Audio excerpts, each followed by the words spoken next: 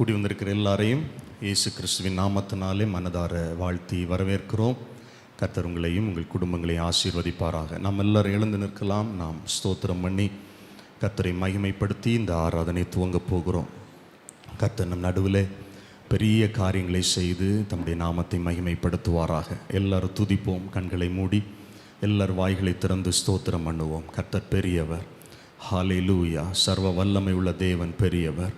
உன்னதங்களில் வீற்றிருக்கிற தேவன் பெரியவர். பரிசுத்தர் பரிசுத்தர் பரிசுத்தர் பரிசுத்தர். எல்லார் வாய் திறந்து ஸ்தோத்திரம் பண்ணுவோம். இந்த பெரிதான கிருபையை கர்த்தரை ஆராதிக்கும்படியாய் கர்த்தர் நமக்கு கொடுத்திருக்கிற இந்த பாக்கியத்திற்காய் கர்த்தரை துதிப்போம். நீதிமான்களே, கர்த்தருக்குள் களி கூறுங்கள். துதி செய்வது செம்மையானவர்களுக்கு தகும். சுரமண்டலத்தினால் கர்த்தரை துதித்து 10 நரம்பு வீணையினாலும் அவரை கீர்த்தனம் பண்ணுங்கள். அவருக்கு புது பாட்டை பாடுங்கள். ஆனந்த சத்தத்தோடே வாத்தியங்களை நேர்த்தியாய் வாசியுங்கள். ஹல்லேலூயா. எல்லாரும் கண்களை மூடி ஸ்தோத்திரம் பண்ணுவோம். தேவனை மகிமைப்படுத்துவோம். சர்வ வல்லவரை உயர்த்துவோம். ராஜாதி ராஜாவை போற்றுவோம். அல்லேலூயா. ஸ்தோத்திரம் ஸ்தோத்திரம் ஸ்தோத்திரம். ஹல்லேலூயா ஹல்லேலூயா. துதிப்பது செம்மையானவர்களுக்கு தகும். நீதிமான்களே, கர்த்தருக்குள் களி கூறுங்கள். எல்லாரும் கண்களை மூடி இயேசுவை ஆராதிப்போம். இயேசுவை மகிமைப்படுத்துவோம். சர்வ வல்லமை உள்ளவர், சாவாமை உள்ளவர், ஒருவராய் பெரிய அதிசயங்களை செய்கிறவர். ஹல்லேலூயா. கிருபை நிறைந்தவர், கிருபை நிறைந்தவர், சர்வ சிருஷ்டிக்கும் எஜமானன்.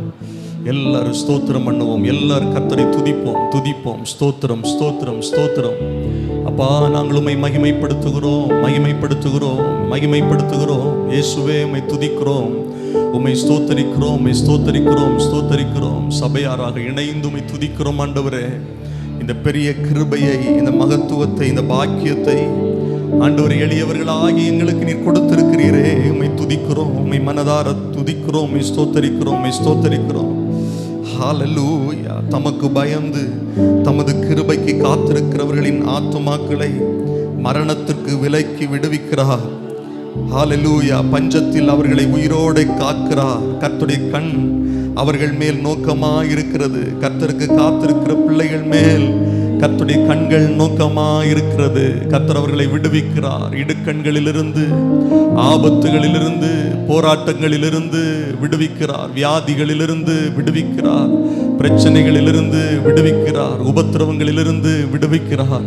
ஸ்தோத்திரம் ஸ்தோத்திரம். இயேசுவை மகிமைப்படுத்துவோம். நம்முடைய கர்த்தரை ஆராதிப்போம். ஸ்தோத்திரம் ஸ்தோத்திரம். ஹல்லேலூயா ஹல்லேலூயா. நன்றி நன்றி பரிசுத்த ஆவியானவரே, நன்றி பரிசுத்த ஆவியானவரே. நாங்கள் உம்மை உயர்த்துகிறோம், நாங்கள் உம்மை ஆராதிக்கிறோம், நாங்கள் உம்மை ஆராதிக்கிறோம். எங்கள் மேல் கிருபையாயிருக்கிறவரே, நாங்கள் உம்மை துதிக்கிறோம். ஸ்தோத்திரம் ஸ்தோத்திரம் ஸ்தோத்திரம் ஸ்தோத்திரம் ஸ்தோத்திரம். ஹல்லேலூயா ஹல்லேலூயா. நன்றி நன்றி நன்றி பரிசுத்தரே, நன்றி பரிசுத்தரே, நன்றி பரிசுத்தரே. அல்லேலூயா. வாரும் தூய ஆவியே, உம் பிரசன்னத்தை வாஞ்சிக்கிறோ.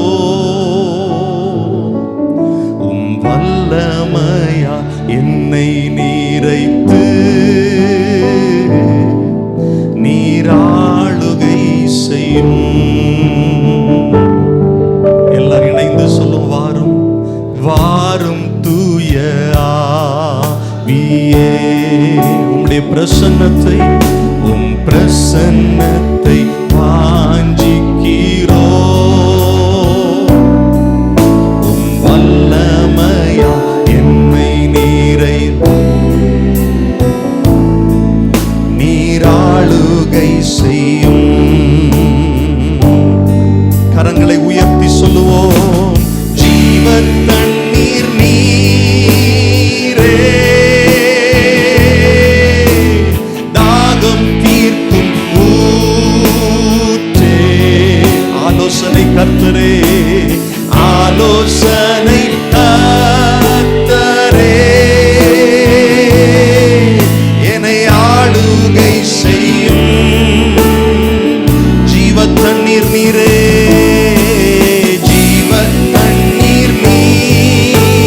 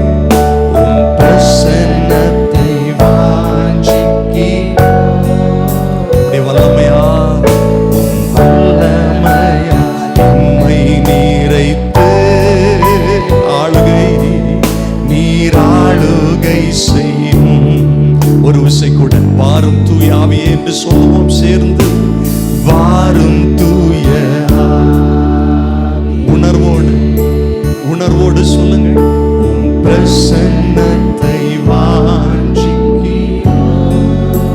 வல்லமையா உம் வல்லமையால் எம்மை நிறைத்து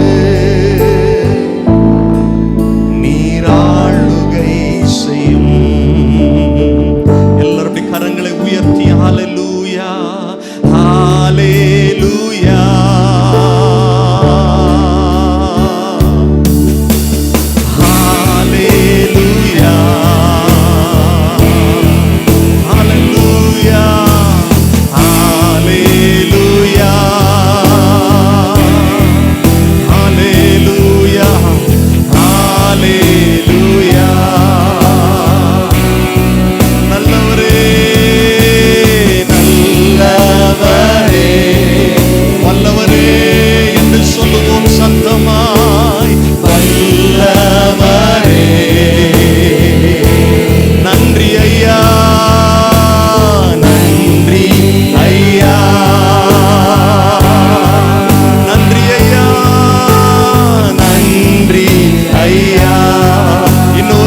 கரங்களை உயர்த்தி ஹல்லேலூயா ஹல்லேலூயா எல்லாரும் இணைந்து ஆராதிப்போம். ஹல்லேலூயா ஹல்லேலூயா ஹல்லேலூயா ஹல்லேலூயா ஹல்லேலூயா. எல்லாரும் சொல்லுங்கள், நல்லவரே என்று சத்தத்தை உயர்த்தி. நல்லவரே, சர்வ வல்லவரே, சர்வ வல்லவரே, உம்மை நாங்கள் நன்றி சொல்லுகிறோம், நன்றி செலுத்துகிறோம். நன்றி ஐயா,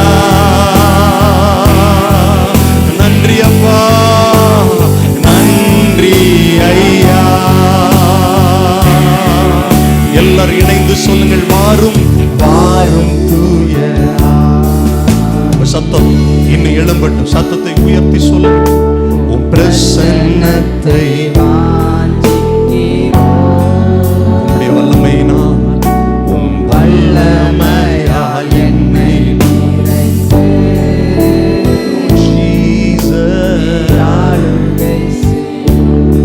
ஆளுகை செய்யும். உம்முடைய ஆளுகைக்குள்ளாக இந்த ஆராதனை ஒப்புக் கொடுக்கிறோம். எங்கள் சிந்தைகளை ஒப்புக் கொடுக்கிறோம், எங்கள் இருதயங்களை ஒப்புக் கொடுக்கிறோம், எங்கள் செயல்களை ஒப்புக் கொடுக்கிறோம். நீர் ஆளுகை செய்யும் இயேசுவே. பரிசுத்த ஆவியானவரே ஆளுகை செய்யும். பிதாவாகிய தேவனை ஆளுகை செய்யும் என்று சொல்லுகிறவர்கள் கரங்களை தட்டி சொல்லுங்கள், ஆண்டவரே எங்கள் சிந்தைகளை ஆளுகை செய்யும், எங்கள் செயல்களை ஆளுகை செய்யும். ஹல்லேலூயா. சத்தமா சத்தமா கைத்தட்டி, நீர் எங்களை ஆளுகை செய்யும், நீர் எங்களை ஆளுகை செய்யும், நீர் எங்களை ஆளுகை செய்யும். சர்வ வல்லவரே, தகப்பனே, உம்முடைய அன்பின் கரங்களில் இந்த ஆராதனை பகுதிகளை ஒப்புக் கொடுக்கிறோம். பாடல் வேளை, ஆராதனை, துதி வேளை, ஜெப வேளை, ஆண்டவரே கர்த்தருடைய வார்த்தைகளை தியானிக்கிற வேளை, எல்லாவற்றிலும் கர்த்தருடைய கரம் வெளிப்படட்டும். எங்கள் ஒவ்வொருவரையும் பலப்படுத்தும், தடைகளை மாற்றும், கிருபையினால எங்களை மறைத்து கொள்ளும், பிரசன்னத்தினால் நிரப்பும். இயேசுவின் நாமத்தில் ஜெபிக்கிறோம் நல்ல பிதாவே, ஆமென் ஆமென். அமர்ந்து கொள்ளலாம். கர்த்தர் உங்களை ஆசீர்வதிப்பார். நாம் எல்லாரும் இணைந்து கர்த்தரை மகிமைப்படுத்தி பாடல்களை பாடப்போகிறோம். தேவனை துதித்திடுவோம். சபையில் தேவன் எழுந்தருள முழு மனதோடு அவர் நாமத்தை துதிகள் செலுத்தி பாடிடுவோம். ஹல்லேலூயா. எத்தனை பேர் கர்த்தரை ஆராதிக்க வந்திருக்கிறீர்கள்? கைகளை உயர்த்தி சத்தமாய் கர்த்தரை ஸ்தோத்திரம் பண்ணுங்கள். அல்லேலூயா, ஆமென். நம்முடைய ஆண்டவர் ஆராதனைக்கு தகுதியானவர். நல்ல உற்சாகமா முழு இருதயத்தோடு, இல்ல பாட்டு பாடணும், பாட்டு சும்மா இங்க வந்தா ஒரு 4 பாட்டு பாடுவாங்க அப்படிங்கிறதுக்காக இல்லை. அந்த பாட்டு பொருளை உணர்ந்து, ஆண்டுடைய கிருபையை உணர்ந்து, நல்ல சத்தமா, கம்பீர சத்தமா, ஆமென், நம்ம ஆராதிக்கிற இயேசு பெரியவர். அல்லேலூயா. இன்னைக்கு நம்ம வந்திருக்கிறத நோக்கமே கர்த்தரை ஆராதிப்பதற்காகத்தான், கர்த்தரை மகிமைப்படுத்துவதற்காகத்தான். அந்த முழு இருதயத்தோடு, வேற எந்த சிந்தைக்கும் ஒப்பு கொடுக்காம, முழு ஆத்துமாவோடு, கர்த்தர் கொடுத்திருக்கிற பலத்தோடு, முழு பலத்தோடு நல்ல இணைந்து பழைய பாடல் எல்லாரும் இணைந்து சத்தமாய் பாடப் போகிறோம். தேவனை துதித்திடுவோம். சபையில் தேவன் எழுந்தருள, துதிகளின் மத்தியில் வாசம் பண்ணுகிற தேவன். நல்ல பாடி கர்த்தரை துதிக்கும் போது கர்த்தருடைய பிரசன்னத்தினால் கர்த்தர் நம்மை நிரப்புவார். ஆமென். நல்ல கைத்தட்டி பாடலாமா? இணைந்து கர்த்தரை மகிமைப்படுத்துவோம். நல்ல கைகளை தட்டி மனதார தேவனுடைய பிள்ளைகள் எல்லாரும், சகோதரர்கள் சகோதரிகள், கையில கர்த்தர் நல்ல பலனை கொடுத்திருக்கிறான்னு சொன்னா உற்சாகமாய் ஆமென்.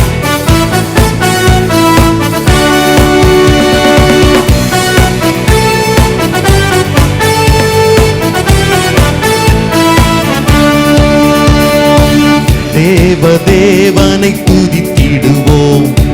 சபையில் தேவன் எழுந்தருள, ஒரு மனதோடு அவர் நாமத்தை துதிகள் செலுத்தி போற்றிடுவோம்.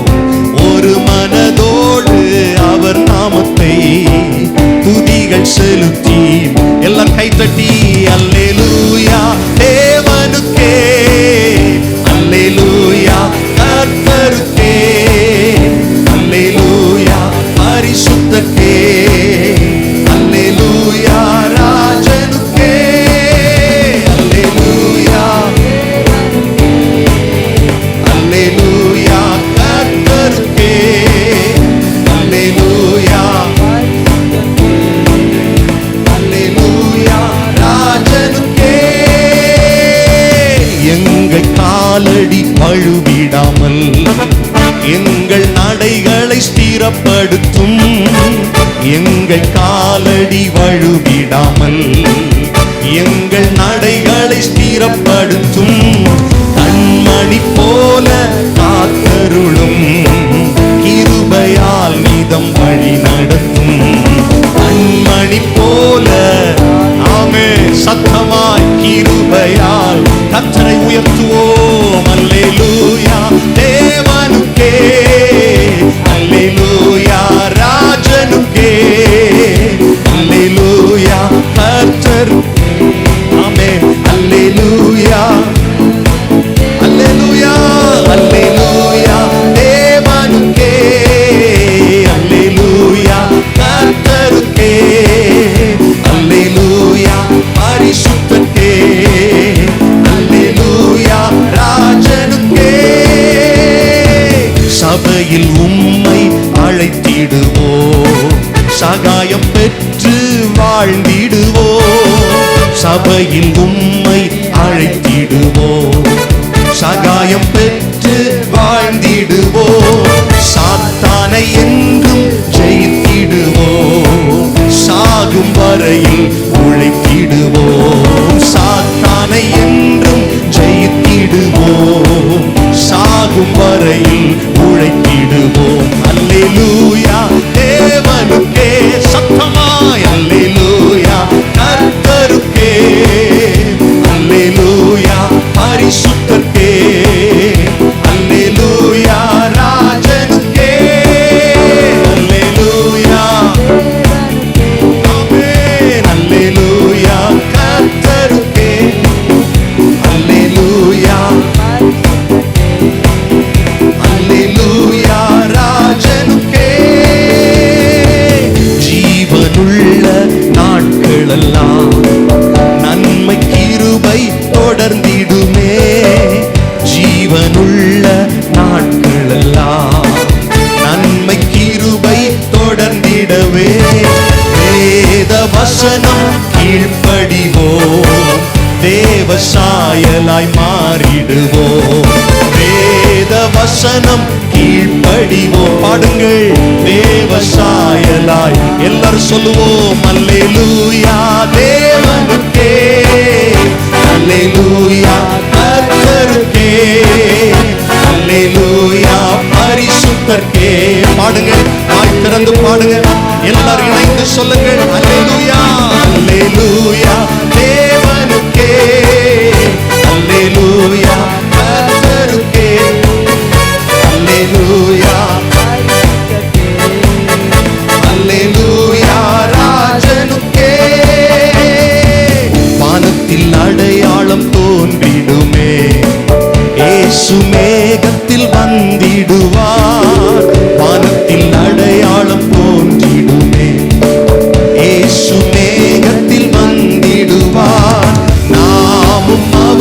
அவருடன் சேர்ந்திடவே நம்மை ஆயத்தமாக்கிக் கொள்வோம். நாமும் அவருடன் சேர்ந்திடவே நம்மை ஆயத்தம். எல்லாரும் சொல்லுங்கள், அல்லேலூயா தேவனுக்கே, அல்லேலூயா கர்த்தருக்கே, அல்லேலூயா பரிசுத்தருக்கே, அல்லேலூயா ராஜனுக்கே, அல்லேலூயா ஹல்லேலூயா. பரிசுத்தரே நாங்கள் உம்மை ஆராதிக்கிறோம். அல்லேலூயா பரிசுத்தருக்கே, அல்லேலூயா அல்லேலூயா அல்லேலூயா தேவனுக்கே, அல்லேலூயா கர்த்தருக்கே, அல்லேலூயா அல்லேலூயா ராஜனுக்கே, அல்லேலூயா. கையை தட்டி கர்த்தரை மகிமைப்படுத்துவோம். ஹல்லேலூயா. எங்கள் காலடி வழுவிடாமல் எங்கள் நடைகளை ஒவ்வொரு நாளும் ஸ்திரப்படுத்துங்க ஆண்டவரே. எங்கள் பாதைகளில் நாங்கள் சறுக்கி போகாம, ஆமே, நித்திய ஜீவனுக்கு ஏற்ற நடைகளை நாங்கள் நடக்க எங்களுக்கு உதவி செய்யும். அல்லேலூயா. சாத்தானை ஜெயிக்க எங்களுக்கு உதவி செய்யும். ஆமென். ஜீவனுள்ள நாட்களெல்லாம் எங்கள் வாழ்க்கையில் நன்மையும் கிருபையும் தொடர வேத வசனத்துக்கு கீழ்ப்படிந்து அந்த சத்தத்தை கேட்டு அதன்படி நடக்க எங்களுக்கு உதவி செய்யும். அல்லேலூயா. ஆண்டுடைய வருகைக்கு ஆண்டவரே நாங்கள் எப்போதும் ஆயத்தமாக இருக்க, எதிர்நோக்கி இருக்க, விசுவாசத்தோடு வாஞ்சியோடு காத்திருக்க எங்களை பலப்படுத்துங்க. எத்தனை பேர் ஆமேன் சொல்லுவீர்கள்? நாம் ஆராதிக்கிற இயேசு சீக்கிரம் வரப்போகிறார். நாம் ஆராதிக்கிற இயேசுவை சந்திக்க நாம் சீக்கிரம் அவரோடு இணைந்து, அவரை சேர்ந்து, அவரோடு இணைந்து, அவரோடு இருந்து அவரை ஆராதிக்க போகிறோம். பவுல் சொல்லும்போது சொல்றார், இப்பொழுது கண்ணாடியில் பார்க்கறது போல விசுவாச கண்ணாடியை போட்டு பார்க்கிறோம். ஆனா ஒரு நாள் வருது, அந்நிய கண்ணால் அல்ல, சொந்த கண்ணால் அவரை முகமுகமாய் பார்த்து நான் அவரை ஆராதிக்க போகிறேன். நல்ல கையை தட்டி கர்த்தரை அல்லேலூயா. நம்மை சேர்த்து கொள்ள இயேசு மேகத்தில் சீக்கிரம் வரப்போகிறார். அல்லேலூயா, ஹல்லேலூயா, ஆமென். இயேசு எனக்கு ஜீவன் தந்தாரே, துதிப்பாடல் நான் பாடி இயேசுவையே போற்றி என்றென்றும் வாழ்த்திடுவேன். இயேசுக்குள்ள ஜீவன் இருந்தது என்று யோவான் 1வது அதிகாரம் வாசிக்கிறோம். அவருக்குள் ஜீவன் இருந்தது. ஹல்லேலூயா, ஆமென். இயேசுவை விசுவாசிக்கிறவர்களுக்கு நித்திய ஜீவன் உண்டு. ஆமென். சொல்லுங்கள், எத்தனை பேர் சொல்ல முடியும், எனக்கு கர்த்தர் புதிய வாழ்க்கையை தந்திருக்கிறார், என் பழைய பாவத்தை எல்லாம் மாற்றிட்டு எனக்கு புதிய வாழ்க்கை. அல்லேலூயா.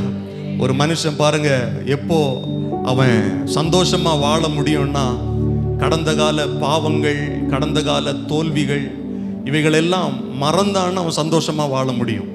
எப்படி அவன் மறக்க முடியும்னா, அவன் கடந்த காலத்தில் செஞ்ச பாவம் அவனுக்கு மன்னிக்கப்பட்டிருக்கணும். வேதம் சொல்லுகிறது, உலகத்திலே பாவங்களை மன்னிக்க மனுஷகுமாரனாகிய இயேசுவுக்கு அதிகாரம் உண்டு. அந்த இயேசுவை நம்புறவனுக்கு, விசுவாசிக்கிறவனுக்கு பாவங்கள் மன்னிக்கப்படுகிறது. பாவம் மன்னிக்கப்பட்ட ஒரு மனுஷன் பாக்கியவான் என்று வேதம் சொல்லுகிறது. எவனுடைய பாவங்கள் மன்னிக்கப்பட்டதோ அவன் பாக்கியவான். எவனுடைய மீறுதலை கர்த்தர் எண்ணாதிருக்கிறாரோ அவன் பாக்கியவான். ஹல்லேலூயா. என்னை உங்களை கர்த்தர் மீட்டிருக்கிறார், ரட்சித்திருக்கிறார், புதிய வாழ்வை தந்திருக்கிறார், புதிய சிருஷ்டியாய் கர்த்தர் நம்மை மாற்றி இருக்கிறார். இதனால தான் நம்ம கர்த்தரை ஆராதிக்கிறோம். எத்தனை பேர் ஆமென் சொல்லுவீர்கள்? ஹல்லேலூயா. கிறிஸ்துவுக்குள் நானும் நீங்களும் புது சிருஷ்டிகளாக இருக்கிறோம்.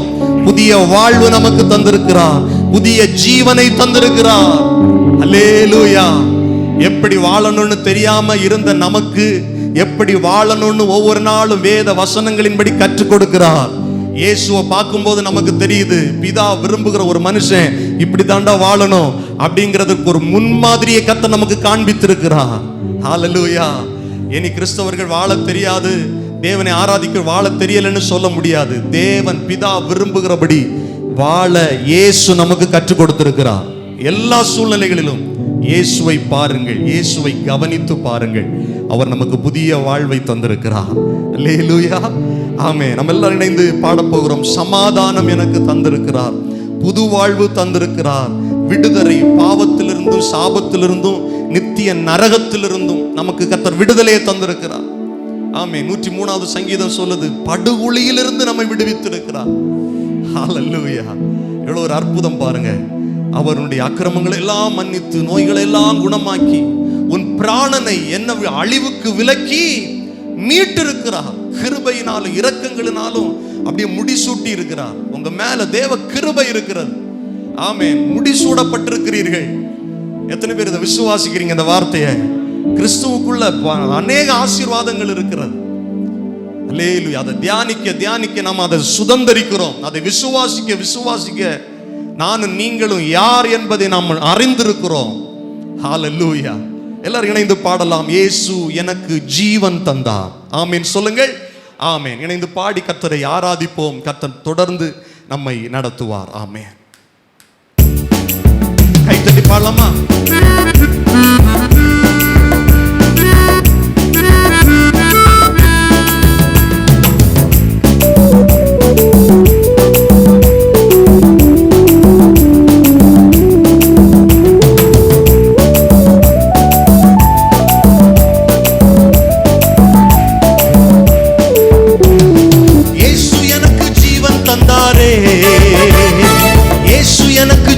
தந்தாரே, இயேசு எனக்கு ஜீவன் தந்தாரே. பாடுவோம். இயேசு எனக்கு ஜீவன் தந்தாரே. துதி பாடல் நான் பாடி இயேசுவையே போற்றி என்றென்றும் வாழ்த்திடுவே. துதி பாடல் நான் பாடி இயேசுவையே போற்றி என்றென்றும் வாழ்த்திடுவே. அல்லேலூயா. ஆமென். அல்லேலூயா.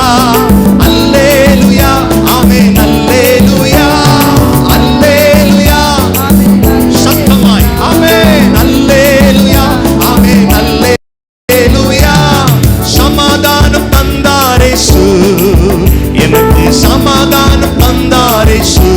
சொல்லுவோம். சமாதானம். எனக்கு சமாதானம் தந்தாரே. துதி பாடல் துதி பாடல் நான் பாடி இயேசுவையே போற்றி என்றென்றும் வாழ்த்திடுவே. துதி பாடல் நான் பாடி இயேசுவையே போற்றி என்றென்றும் வாழ்த்திடுவே. சபையே சத்தமாய் கம்பீர சத்தமாய் அல்லேலூயா. ஆமென். அல்லேலூயா. புது வாழ்வு தந்தாரே. எனக்கு புது வாழ்வு தந்தாரே. சொல்லுங்க. புது வாழ்வு தந்தாரே. எனக்கு புது வாழ்வு தந்தாரே. பாடல் நான் பாடி இயேசுவையே போற்றி என்றென்றும் வாழ்த்திடுவே. பாடல் நான் பாடி இயேசுவையே போற்றி என்றென்றும் வாழ்த்திடுவே.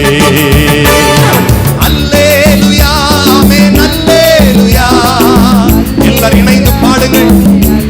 கர்த்தர் மகிமைப்படுவாராக. ஆமென்.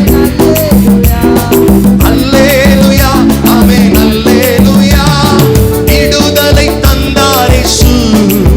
நமக்கு விடுதலை தந்தாரே. விடுதலை தந்தாரே. நமக்கு விடுதலை தந்தாரே. துதி பாடல் நான் பாடி இயேசுவையே போற்றி என்றென்றும் வாழ்த்திடுவேன். எல்லாரும் பாடுங்க. துதி பாடல் நான் பாடி. ஆமென். எல்லாரும் இணைந்து சொல்லுங்க. ஆமென்.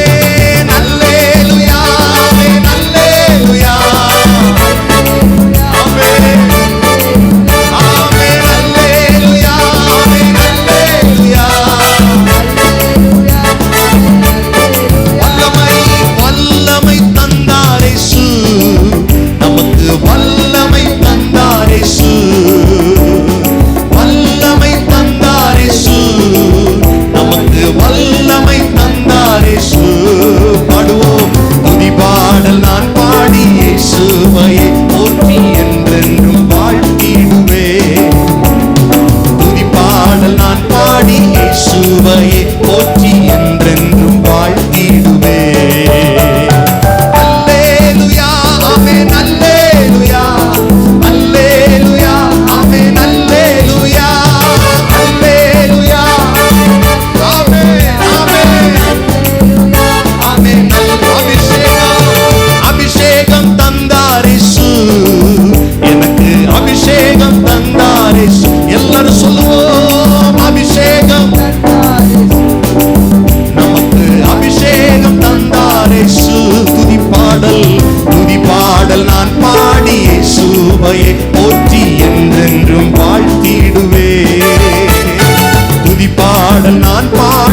இயேசுவை போற்றி என்றென்றும்.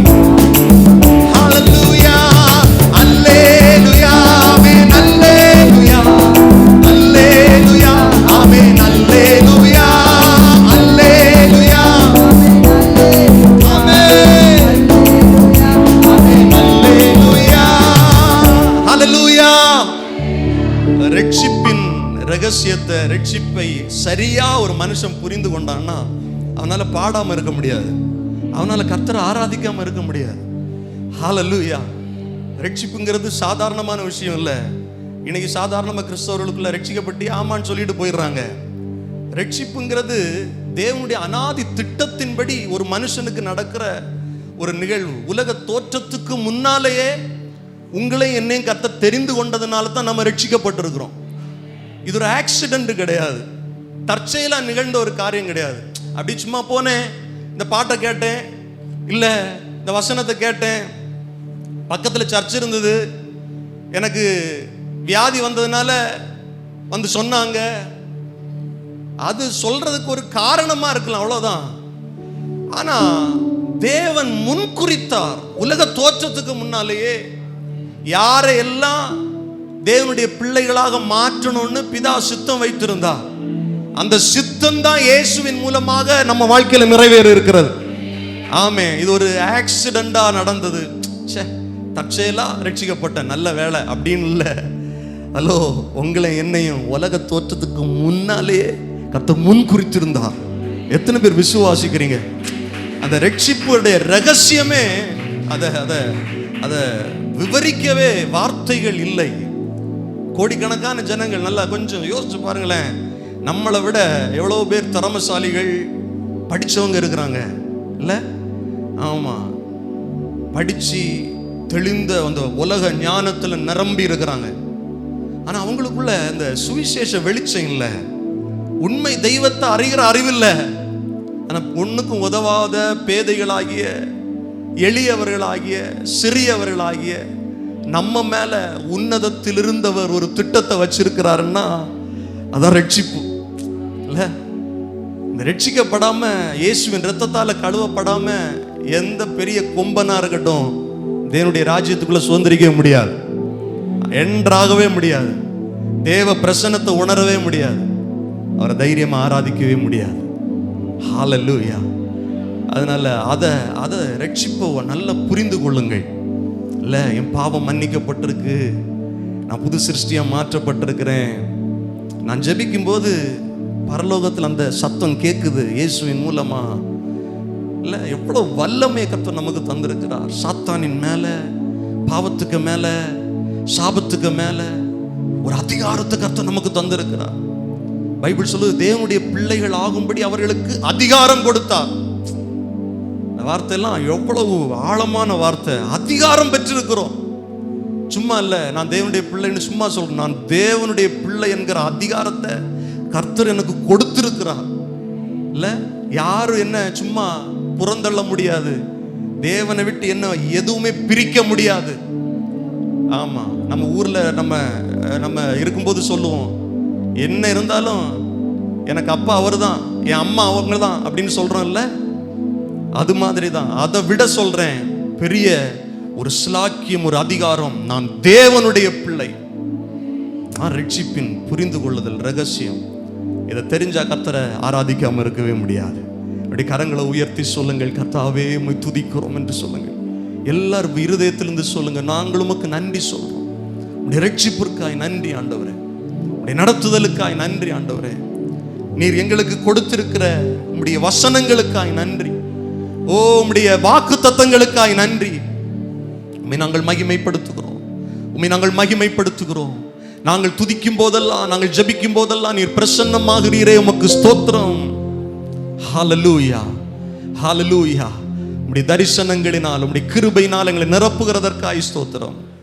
ஹல்லேலூயா. ஒரு பாட்டை கூட எல்லாரும் இணைந்து பாட போகிறோம். தலை சாய்க்கும் கல் நீரையா, மூளை கல் நீரையா, ஏல் பத்தேல், இது வானத்தின் வாசல். அல்லேலூயா. ஆமென், ஆமென். இணைந்து நம் தெரிந்த பாடல் பாடி கர்த்தரை ஆராதிப்போம். கர்த்தர் நம்மை நடத்துவார். ஆமென்.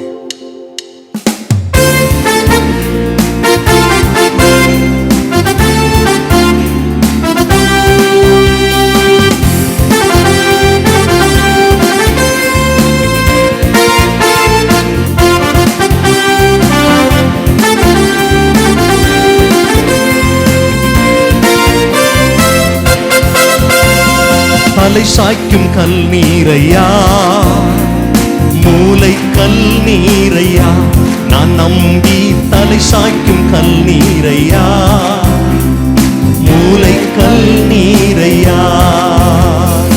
ஏல்பத்தே இது வானத்தின் வாசல், ஏசையா ஆசீர்வாதத்தின் வாசல்.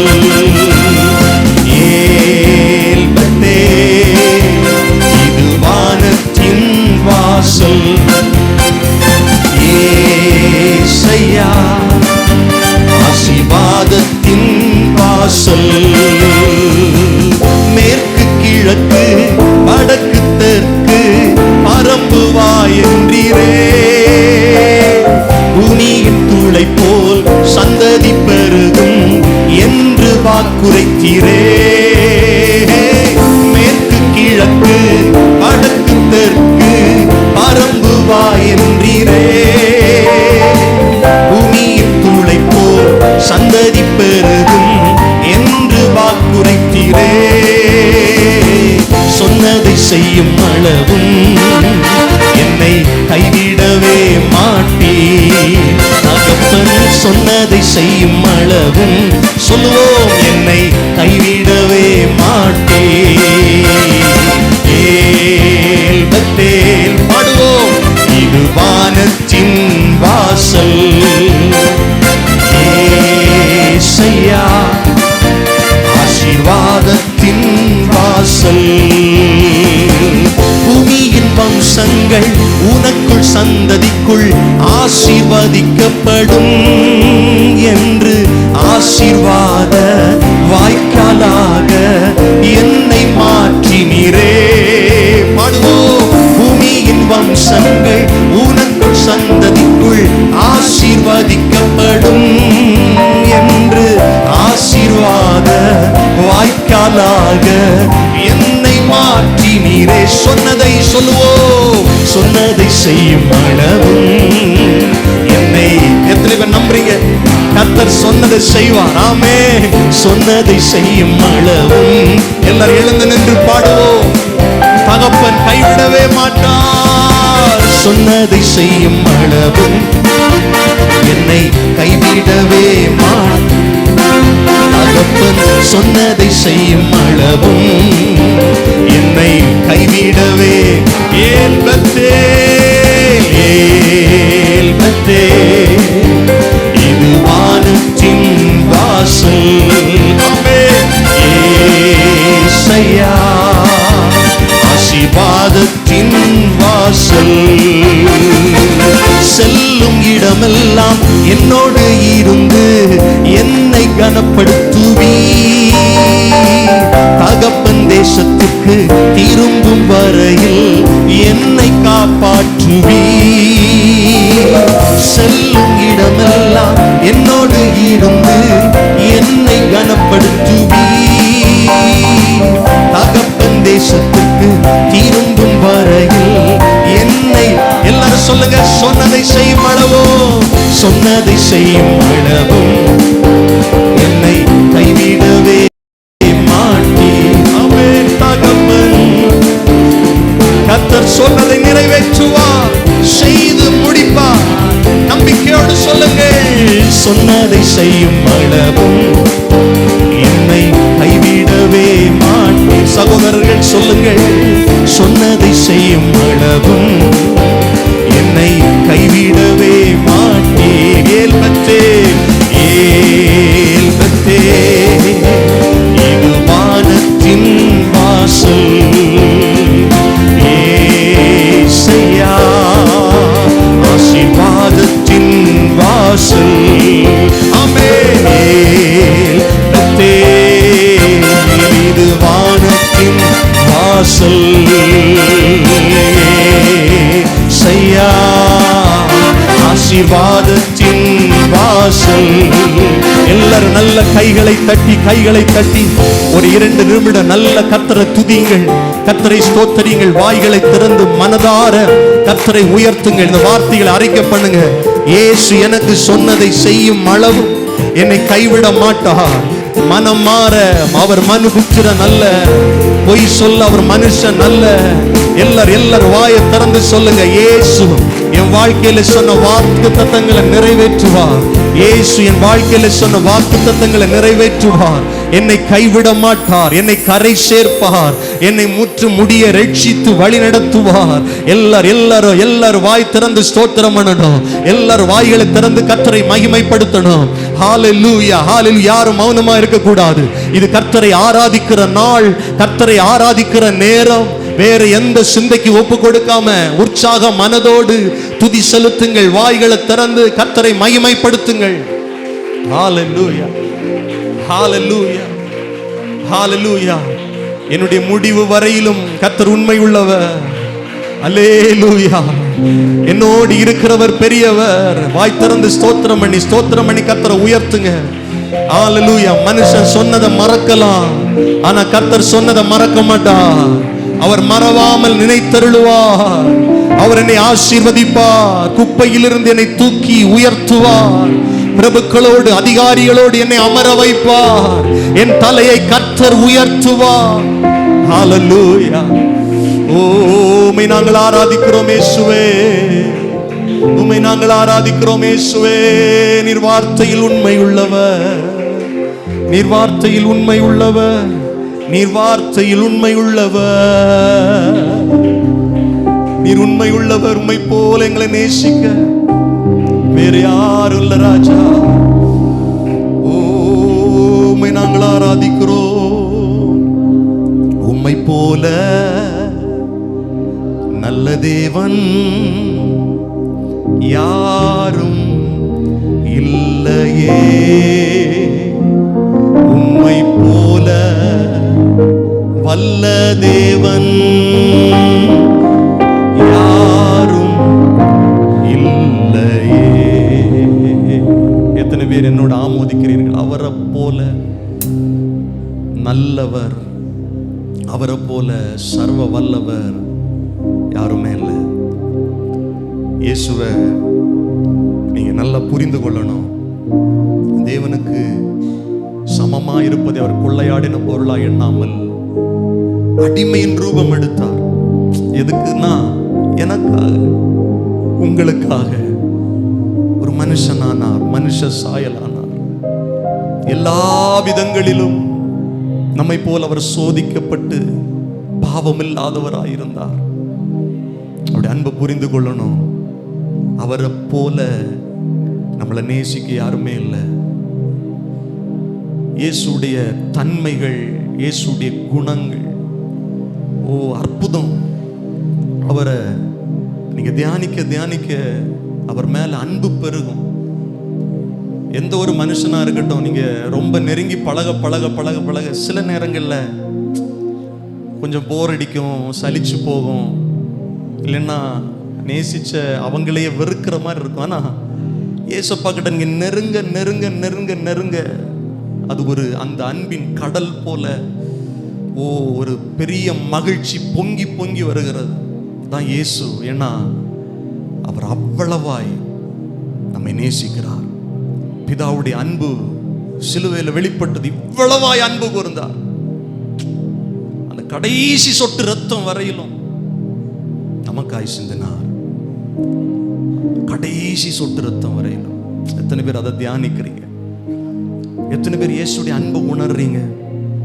இன்னைக்கு நாம உலக மனுஷனுக்கு அன்புக்கா ஓடுது. அவன் நேசிக்க மாட்டான், இவங்க நேசிக்க மாட்டாங்களா? ஒருத்தர் உன் மேல அளவில்லாத நேசத்தோட அன்கண்டிஷனல் லவ், நிபந்தனையற்ற அன்பு உங்க மேல வச்சிருக்கிறாரே. பகல் வேளையில் அவரை நோக்கி பாருங்க, அவரை ஆராதியுங்கள், அந்த இயேசுவை உயர்த்துங்கள். Jesus, Jesus.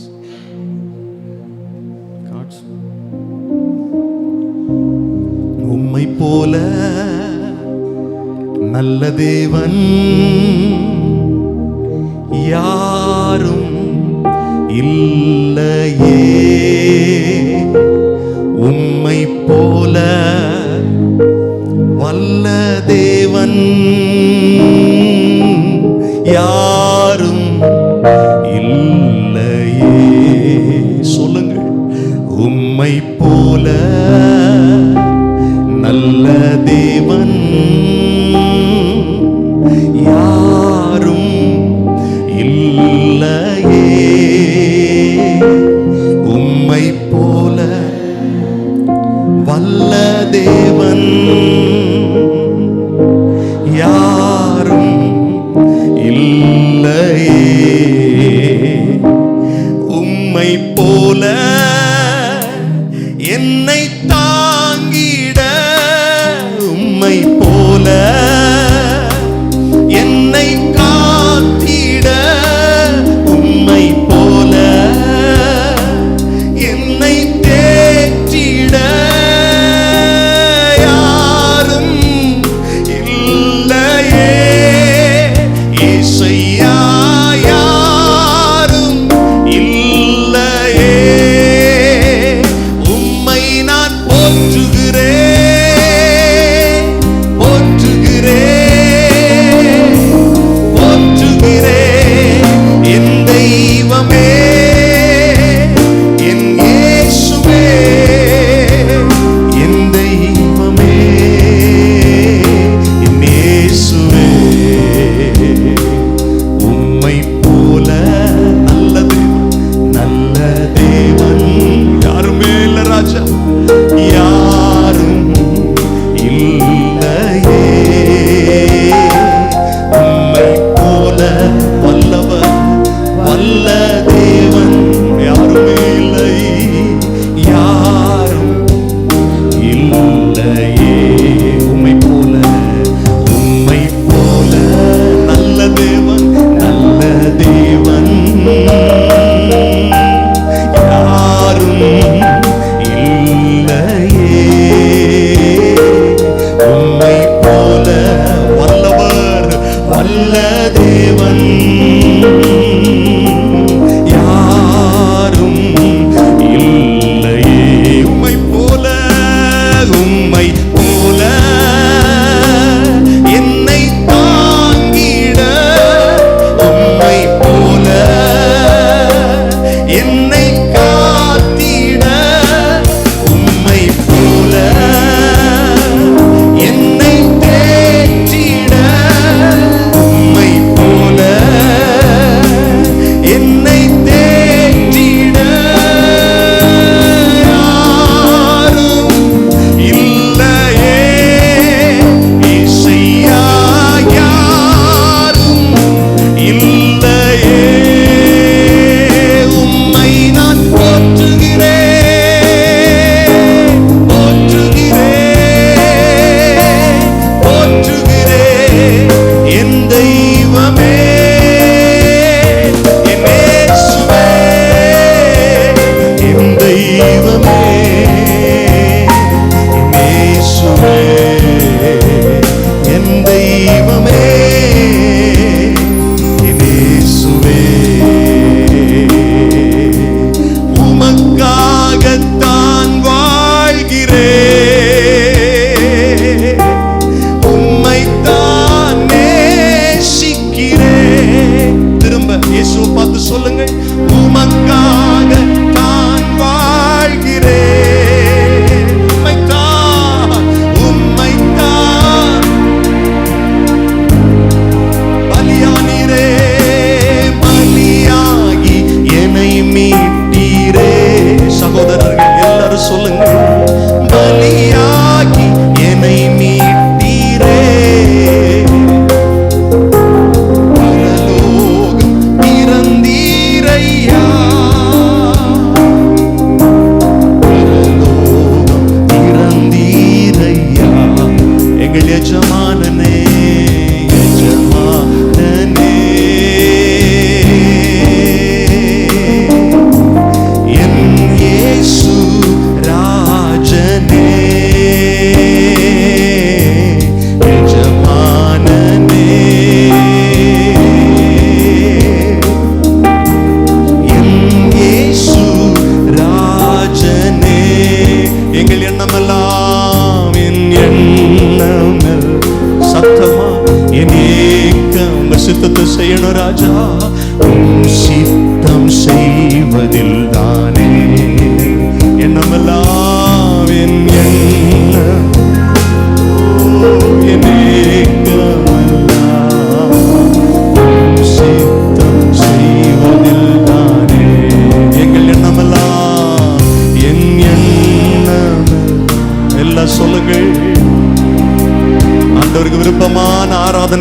உங்க சித்தம் செய்வோம் ஆண்டவரே.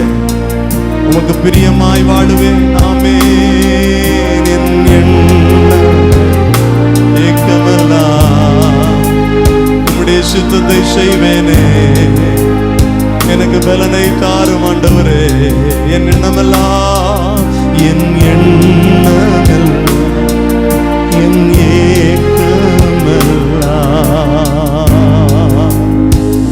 ஓ ஜீசஸ் ஜீசஸ் ஜீசஸ் ஜீசஸ். கைகளை தட்டி சொல்லுங்கள், என் எண்ணமெல்லாம் ஏக்கமெல்லாம் ஆண்டவரே உமக்கு விருப்பமாய் வாழணும், உம்முடைய சித்தத்தை செய்யணும். என் லைஃப்ல உம்முடைய சித்தம் இல்லாம எதுவும் நடக்கக்கூடாது. ஒப்பு கொடுங்க. எல்லாரும் ஆண்டுடைய கரங்கள் உடைய வாழ்க்கையை ஒப்பு கொடுங்க. ஆண்டுடைய கரத்தில் உடைய வாழ்க்கையை அர்ப்பணிங்க. ஓ இயேசு இந்த பூமியில வாழ்ந்த போது அர்ப்பணிப்போடு வாழ்ந்தார். பிதா சொல்ல நான் செய்கிறேன். பிதாவுடைய சித்தத்தை செய்து முடிப்பதுதான் என்னுடைய அன்றாட போஜனம். கர்த்தர் சொன்னாரே. இன்னைக்கு நீ எத்தனை பேர் சொல்ல முடியும்? ஒவ்வொரு நாளும் ஒவ்வொரு நிமிடமும் பரலோகம் என்னை குறித்து வைத்திருக்கிற திட்டத்தை சித்தத்தை நிறைவேற்ற ஐயோ நான் ஓடணும். கிருபையா இல்ல ஓடணும். எல்லாம் சொல்லுங்க. என் சித்தத்துக்கு மாறா, ஆண்டுடைய சித்தத்துக்கு மாற என் வாழ்க்கையில நடக்க கூடாது. என் சுய சித்தம், என் சுய எண்ணம் என் வாழ்க்கையில நடக்க கூடாது. கர்த்தருடைய சித்தம் பரிபூரணமா நடக்கணும். அவனுடைய கையில கொடுக்கப்பட்ட களிமண்ண போல என் வாழ்க்கை நான் கொடுக்கிறேன். அர்ப்பணிப்பு தான் ஆராதனை. உம்மை ஆராதிக்கிறோம் ஆண்டவரே. எங்களுக்காய் ஜீவனை தந்து சொன்னபடி மூன்றாவது நாள் உயிர் தெழுந்து ஆண்டவரே எப்போதும் உயிரோடு இருக்கிறவராய் பிதாவின் வலது பாரிசத்தில் எங்களுக்காய் வேண்டுதல் செய்து கொண்டிருக்கிற எங்கள் பிரதான ஆசாரியரே உம்மை நாங்கள் ஆராதிக்கிறோம். இயேசுவே நாங்கள் உம்மை உயர்த்துகிறோம். கடந்த வாரமெல்லாம் கிருபையாய் கர்த்தர் நடத்தின அன்பிற்காய் கரங்களை உயர்த்தி கர்த்தரை துதிப்போம். எல்லாரும் ஆண்டவருக்கு நன்றி சொல்லுவோம். வருகிற வாரம் முழுவதும் கர்த்தர் தொடர்ந்து நம்மை நடத்தும்படியாய் கர்த்தரை துதிப்போம். நம்முடைய பிள்ளைகளை, நம்முடைய குடும்பங்களை கர்த்தர் ஆசீர்வதிக்கும்படியாய் ஸ்தோத்திரம் பண்ணுவோம். யாருக்கு இந்த பலவீனங்கள் வராமல் கர்த்தர் பாதுகாக்கும்படியாய் ஸ்தோத்திரம் பண்ணுவோம். ஒவ்வொரு நாளும் ஆண்டுடைய பாதுகாப்பு வாகனங்களில் இருக்கும்படியாய் ஸ்தோத்திரம் பண்ணுவோம். வேலைக்கு செல்லுகிறவர்கள், தொழிலுக்கு செல்லுகிறவர்களை கர்த்தர் சுகபத்திரமாய் பாதுகாக்கும்படி கர்த்தரை துதிப்போம், கர்த்தரை மகிமைப்படுத்துவோம். நன்றி பரிசுத்த ஆவியானவரே. சொந்தமான வீடு இல்லாதவர்களுக்கு கர்த்தர் சீக்கிரமாய் சொந்தமான வீட்டை கொடுத்து ஆசீர்வதிக்கும்படியா 2 கரங்களை உயர்த்தி ஸ்தோத்திரம் பண்ணுவோம். வெளிநாடுகளில், வெளியூர்களில் இருக்கிற நம்முடைய அருமையானவர்களை கர்த்தர் பாதுகாக்கும்படியாய் எல்லா 2 கரங்களை உயர்த்தி ஸ்தோத்திரம் பண்ணுவோம். வெளியூர்களில், வெளிநாடுகளில் படிப்பு நிமித்தம், வேலை நிமித்தம் இருக்கிற எல்லாரையும் கர்த்தர் பலப்படுத்தி ஆசீர்வதிக்கும்படியாய் ஸ்தோத்திரம் பண்ணுவோம். ஆமென்.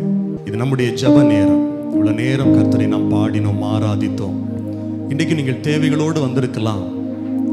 குழப்பங்களோடு, பிரச்சனைகளோடு, பாடுகளோடு ஆண்டுடைய சமூகத்தில் அவரை ஆராதிக்க வேண்டுமே என்கிற உணர்வோடு வந்திருக்கலாம். கர்த்தர் உங்களை கொண்டு வந்திருக்கிறார். இப்பொழுது நீங்கள் ஜெபிக்கிற ஜெபத்திற்கு கர்த்தர் நிச்சயம் பதில் தர அவர் வல்லமை உள்ளவராயிருக்கிறார், போதுமானவராயிருக்கிறார்.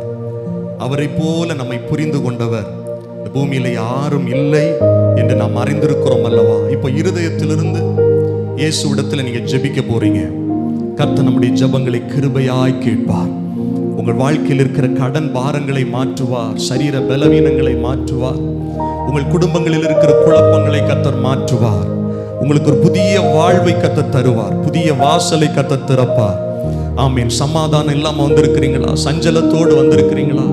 என்றைக்கு என் வாழ்க்கையில் இந்த நெருக்கம் மாறும் என்று எதிர்பார்ப்போடு வந்திருக்கிறீங்களா? ஏசப்பா கிட்ட ஜெபம் பண்ணுங்க. இயேசுவின் நாமத்தை சொல்லி ஜெபம் பண்ணுங்க. பிள்ளைகளுடைய திருமண காரியம், பிள்ளைகளுடைய படிப்பு காரியம், எதிர்கால ஆசீர்வாதங்கள், குடும்ப ஆசீர்வாதங்கள் எல்லாரும் ஆண்டுடைய சமூகத்தில் ஜபத்தோடு எல்லாரும் வாய் திறந்து ஜபிக்க ஆரம்பிங்க சகோதரர்கள். ஆமே, நீங்க முழங்கால் படியிட்டு இருக்கிறது தேவனுக்கு முன்பாக என்பதை புரிந்து கொள்ளுங்கள். நீங்கள் ஜபித்துக் கொண்டிருக்கிற தேவன் வானத்தையும் பூமியும் உண்டாக்கின சர்வ வல்லமை உள்ளவர். சில காரியங்கள் மனிதனிடத்துல சொன்னா நடப்பது இல்லை, ஆனா கர்த்தரிடத்துல சொன்னா நிச்சயமா நடக்கும். பிரியமானவர்களே, வேத வசனம் சொல்லுகிறது, அவரை விசுவாசிக்கிறவன் விசுவாசிக்கிற மனுஷன் பதறி போவது இல்லை. கர்த்தரை விசுவாசிக்கிற மனுஷன் பதறி போவது இல்லை. எதிர்காலத்தை நினைச்சா பதட்டம் வருகிறதா? குடும்பத்துல பிரச்சனைகளை நினைச்சா பதட்டம் வருகிறதா? இயேசுவின் மேல் உங்கள் விசுவாசத்தை வைத்து ஜெபம் பண்ணுங்கள். உங்கள் இருதயத்தை பார்க்கிற தேவன் இந்த பகல் வேளையில நம் நடுவில் அவரை உயிர்த்தெழுந்த இயேசுவாக ஜீவனோடு இருக்கிறார், ஆளுகை செய்கிறார். உங்கள் சரீர பலவீனங்களை மாற்ற இயேசு போதுமானவர். எல்லாரும் வாய் திறந்த, ஆண்டவரே என் வாழ்க்கையில் ஒரு வெற்றியை தாங்கப்பா, இவ்வளவு நாட்களும் தோல்விக்கு மேல தோல்வியை அனுபவித்து வந்திருக்கிறேன், என் வாழ்க்கையில் ஒரு விடிவை தாருங்க ஆண்டவரேன்னு கேளுங்க, கேளுங்க, கேளுங்க. கேட்கிற எவனும் பெற்றுக் கொள்ளுகிறான். நீங்க ஜெபம் பண்ணணும். நான் ஜெபத்தை நடத்துறதை விட நீங்க ஜெபிக்கிறது ரொம்ப முக்கியம். ஏசப்பா கிட்ட நீங்க ஜெபிக்கிறது முக்கியம். எனக்கு ஜெபிக்க தெரியாதுன்னு நீங்க சொல்ல வேண்டிய அவசியம் இல்லை. ஒரு தகப்பனிட்ட பிள்ளை கேட்கறது போல, உரிமையோடு பேசுகிறது போல நீங்க கேளுங்க, நீங்க பேசுங்க. சகோதரனே கேளுங்க, ஏசப்பாட்ட கேளுங்க. என் தொழில் ஆசீர்வதிக்கப்பான்னு கேளுங்க, என் பிசினஸ் ஆசீர்வதிக்கப்பான்னு கேளுங்க, என் வேலைகளை ஆசீர்வதிக்கப்பா, ஒரு நிரந்தரமான வேலையை தாங்கப்பா. வெளியில இருக்கிற சகோதரர்கள் உணர்வு பூர்வமா இயேசுவை பாருங்கள். இயேசு உங்கள் அருகாமையில் இருக்கிறார். ஆமென். தைரியமா தைரியமா ஜெபம் பண்ணுங்க. உங்களுடைய ஜெபங்கள் கேட்கப்பட்டு கொண்டிருக்கிறது. உங்களுடைய ஜெபங்கள் கேட்கப்பட்டு கொண்டிருக்கிறது. ஆமென். நீங்கள் அனாதை அல்ல, நீங்கள் அனாதை அல்ல, நீங்கள் தனித்து விடப்பட்டவர்கள் அல்ல. இயேசு உங்களை நேசிக்கிறார். எல்லாரும் இருதயத்திலிருந்து ஜெபம் பண்ணுங்க. உங்களுடைய பேர பிள்ளைங்களுக்காக ஜெபம் பண்ணுங்க. ஆமென். உங்களுடைய மனைவிக்காக, கணவருக்காக, ஆண்டவர் பிள்ளைகளுக்காக, மகளுக்காக, மருமகனுக்காக, மருமகளுக்காக எல்லாரும் ஜெபம் பண்ணுங்க. இது உங்களுடைய குடும்பத்திற்காக நீங்கள் ஜெபிக்கிற ஜெபம், நீங்கள் ஜெபிக்கிற ஜெபம். உங்கள் கண்ணீருக்கு பதில் உண்டு. உங்கள் கவலையை மாற்ற தேவன் வல்லமை உள்ளவர். விசுவாசத்தோடு நல்ல கையை தட்டி கர்த்தரை மகிமைப்படுத்தி சொல்லுங்க, இயேசுவே என் பாரங்களை உம்முடைய சமூகத்தில் இறக்கி வைக்கிறேன், என் கவலைகளை உம்முடைய சமூகத்தில் இறக்கி வைக்கிறேன். வானத்தையும் பூமியும் உண்டாக்கின கர்த்தரிடத்திலிருந்து ஒரு ஒத்தாசைக்காய் நான் காத்திருக்கிறேன். ஹalleluya, ஹalleluya. ஜெபம் பண்ணுங்க. இன்னும் கொஞ்ச நேரம் ஜெபம் பண்ணுங்க. வாயை திறந்து இயேசுவிடத்தில் உங்கள் தேவைகளை சொல்லுங்க. அப்பா எனக்கு ஒரு நல்ல வீட்டை தாங்க. கேளுங்க, நம்மை ஆசீர்வதிப்பது கர்த்தருக்கு பிரியம். கேளுங்க, நான் பரிசுத்தமா வாழணும். கேளுங்க, ஆண்டவரே நான் ஜெபிக்கிறவனா மாறணும். கேளுங்க, ஆண்டவரே நான் வேதத்தை தியானிக்கிறவனா மாறணும். கேளுங்க, சாட்சியா வாழணும். ஆண்டவரே அநேக நேரத்துல ஆண்டவரே நான் தவறு செய்துறேன், உமக்கு பிரியம் இல்லாம வாழ்ந்துறேன், என்ன மன்னிச்சிருங்க சொல்லுங்க. வாயை திறந்து இருதயத்திலிருந்து ஜெபம் பண்ணுங்க. இனி நான் வாழுகிற வாழ்க்கை உமக்கு பிரியமான வாழ்க்கையா இருக்கணும். கேளுங்க, கேளுங்க. ஹalleluya. தேவ பிரசன்னத்தினால் நம்மை கர்த்தர் மூடி இருக்கிறார். தேவ சமூகம் இந்த இடத்துல இருக்கிறபடியால் நல்ல கையை தட்டி மனதார கர்த்தரை ஸ்தோத்திரம் பண்ணுங்க. கடன் பாரங்கள் மாறும், உங்களுடைய சரீர பலவீனங்கள் மாறும். இயேசுவின் நாமத்தினால நீங்கள் ஆசீர்வதிக்கப்பட்டவர்கள். உங்கள் குடும்பத்திலே ஆளுகை செய்கிற, அடிக்கடி தாக்குகிற அந்தகார கிரியைகள் இயேசுவின் நாமத்தினால விலகும். இயேசுவின் நாமத்தினால சாபங்கள் மறையும். தலைமுறை தலைமுறையாய் தொடர்ந்து வருகிற சாபங்கள் மறையும் இயேசுவின் நாமத்தினால.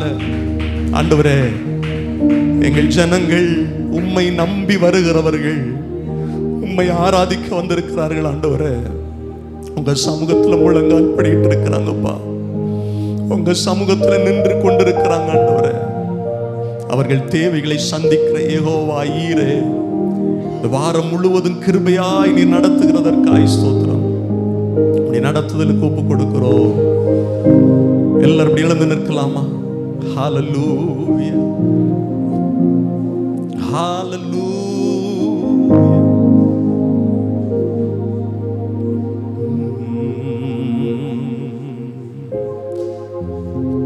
சொந்தம் என்று சொல்லிக்கொள்ள உம்மை விட யாரும் இல்ல, சொத்து என்று அள்ளிக்கொள்ள உம்மை விட்டா ஏதும் இல்ல. ஒரு விஷயம் நல்ல கைத்தட்டி ஒரு சரணத்தை மாத்திரம் பாடி நாம கர்த்தருடைய வார்த்தைக்கு நேராய் செல்லலாம். சேர்ந்து பாடலாமா? சொந்தம் என்று சொல்லிக்கொள்ள உம்மை விட யாரும் இல்ல, சொத்து என்று அள்ளிக்கொள்ள உம்மை விட்டா ஏதும் இல்ல. பாடுங்கள். இயேசுவே இயேசுவே எல்லாம் இயேசுவே, இயேசுவே இயேசுவே எல்லாம் இயேசுவே. உம் கிருபையினால் வார்த்தையினால் நான் பலனானே, நான் பலனானே, நான் பலனானே. சொந்தம் என்று சொல்லிக்கொள்ள பாடுங்கள். உம்மை விட யாரும் இல்ல. சொத்து என்று அள்ளிக்கொள்ள உம்மை விட்டா ஏதும் இல்ல. சொந்தம் என்று சொல்லிக்கொள்ள உம்மை விட்டா யாரும் இல்ல. சொத்து என்று அள்ளிக்கொள்ள உம்மை விட உம் தழும்புகளால், உம் தழும்புகளால் நான் சுகமானேன். உம் வார்த்தையினால் நான் பலனானேன். உம் தழும்புகளால் நான் சுகமானேன். உம் வார்த்தையினால் நான் பலனானேன், நான் பலனானேன், நான் பலனானேன். சொந்தம் என்று சொல்லிக்கொள்ள பாடுவோம். உம்மை விட யாரும் இல்ல. சொத்து என்று அள்ளிக்கொள்ள உம்மை விட்டா ஏதும் இல்ல. இயேசுவே இயேசுவே இயேசுவே எல்லாம் இயேசுவே, இயேசுவே இயேசுவே எல்லாம் இயேசுவே. கைகளை தட்டி கர்த்தரை மகிமைப்படுத்துவோம். எல்லாம் நமக்கு இயேசுதான். இயேசு இயேசு இயேசு இயேசு இயேசு இயேசு. அவருடைய வார்த்தையினால் வருகிற பலன். நன்றி ஆண்டவரே. பகல் வேளையில ஓய்வு நாளில உடைய வார்த்தைக்காய் நாங்கள் காத்திருக்கிறோம். நீர் தருகிற மன்னா எங்களை பலப்படுத்தட்டும். உடைய வார்த்தை எங்களை பலப்படுத்தட்டும். இயேசுவின் நாமத்தில் ஜெபிக்கிறோம் நல்ல பிதாவே. ஆமென் ஆமென். அமர்ந்து கொள்ளுங்கள். கர்த்தர் உங்களை ஆசீர்வதிப்பாராக. கர்த்தர் உங்களை நடத்துவார். அல்லேலூயா அல்லேலூயா ஆமென். கடந்த உபவாச கூடுகையில் கர்த்தருடைய வார்த்தை நான் உங்களுக்கு கொண்டு வந்தேன். கர்த்தர் நம்முடைய அலைச்சல்களை எண்ணி இருக்கிறார். நாம் எதற்காக ஓடுகிறோம், எப்படி பிரயாசப்படுகிறோம், எங்கெல்லாம் அலைந்து திரிகிறோம், அதை கர்த்தர் எண்ணி இருக்கிறார். அவருடைய கரத்தில், அவருடைய அளவில் நம்முடைய கண்ணீர் இருக்கிறது. இத்தனை நாள், இத்தனை வருடம் நாம வடித்த கண்ணீருக்கு நமக்கிட்ட அளவு கிடையாது. உங்ககிட்ட அளவு இருக்கா? நீங்க வடித்த கண்ணீருக்கு அளவு இல்லை. பைபிள் சொல்லுது கர்த்தருடைய அளவுல அந்த கண்ணீர் இருக்கான். தாவீது சொல்லும்போது சொல்ற, என் அலைச்சலை கர்த்தர் எண்ணி இருக்கிறீர். என்னுடைய கண்ணீர் உம்முடைய துருத்தியில் இருக்கிறது. அவைகள் உம்முடைய கணக்கில் அல்லவோ இருக்கிறது. அந்த அக்கௌண்ட்ல இருக்கு.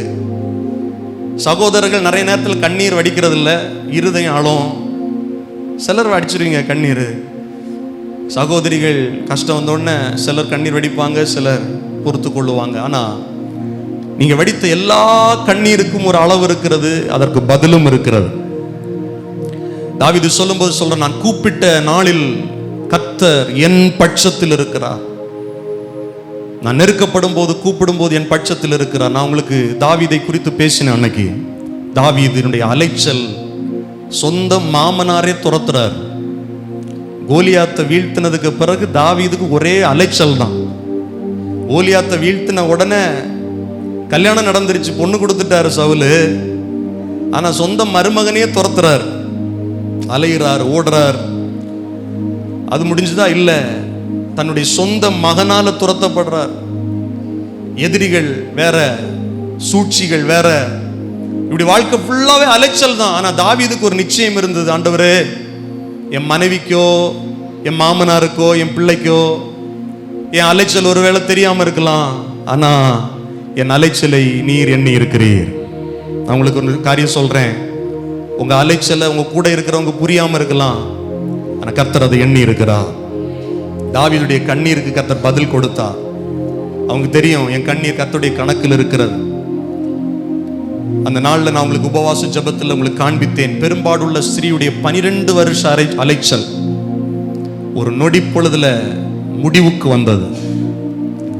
அவள் அநேக ஆஸ்திகளை செலவழித்து அநேக வைத்தியர்களால கைவிடப்பட்டு ஒருவனுக்கும் அவளுடைய பலவீனத்தை மாற்ற முடியாம இருந்தது. எவ்வளவு நம்பிக்கையோட ஆஸ்திகள் எல்லாம் விட்டிருப்பா. இந்த ஹாஸ்பிட்டல் போனாலாவது, இந்த மருத்துவமனைக்கு போனாலாவது எனக்கு ஒரு சுகம் கிடைக்கும். அலைந்தாள் 12 வருஷம், 1-2 வருஷம் இல்ல, 12 long years. இயேசு ஒரு நொடி பொழுதுல அவளுக்கு சுகத்தை கொடுத்தார். அவருடைய அலைச்சலுக்கு அன்னைக்கு ஒரு முற்றுப்புள்ளி வந்தது. நம்முடைய அலைச்சலுக்கு கர்த்தர் ஒரு முற்றுப்புள்ளியை வச்சிருக்கிறார். ஆமென் சொல்லுங்க. எத்தனை பேர் விசுவாசிக்கிறீங்க? அல்லேலூயா. நான் ஆகாரை உங்களுக்கு காண்பித்தேன். வனாந்தரத்தில் ஆகார் அலைந்து திரிந்தாள். பிள்ளை சாகிறத பார்க்க முடியாது, கணவன் கைவிட்டுட்டாரு. வனாந்தரத்துல யாரை தேடி போவேன்? ஆனா அந்த வனாந்தரத்துல கூட பிள்ளையுடைய அழுகையின் சத்தத்தை, ஆகாருடைய அழுகைய கர்த்தர் பார்த்தார், விசாரித்தார். அவளுடைய அலைச்சலுக்கு ஒரு முற்றுப்புள்ளியை கர்த்தர் வைத்தார்.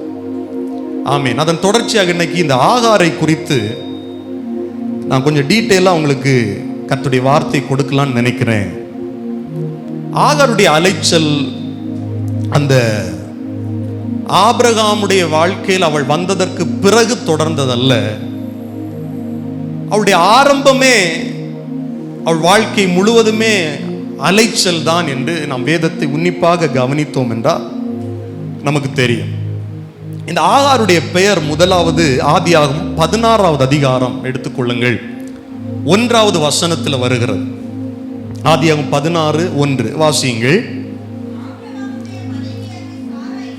ஆபிரகாமுடைய மனைவியாகிய சாராய்க்கு பிள்ளை இல்லாதிருந்தது. எகிப்து தேசத்தால் ஆகிய ஆகார் என்னும் பெயர் கொண்ட ஒரு அடிமை பெண் அவளுக்கு இருந்தாள். வேதம் ஆகாரை அறிமுகப்படுத்தும் போது அவள் ஒரு எகிப்து தேசத்திலிருந்து வந்தவள் என்று அறிமுகப்படுத்துகிறார். அதுவும் எகிப்து தேசத்தாளாகிய அடிமை பெண் என்று சொல்லுகிறது.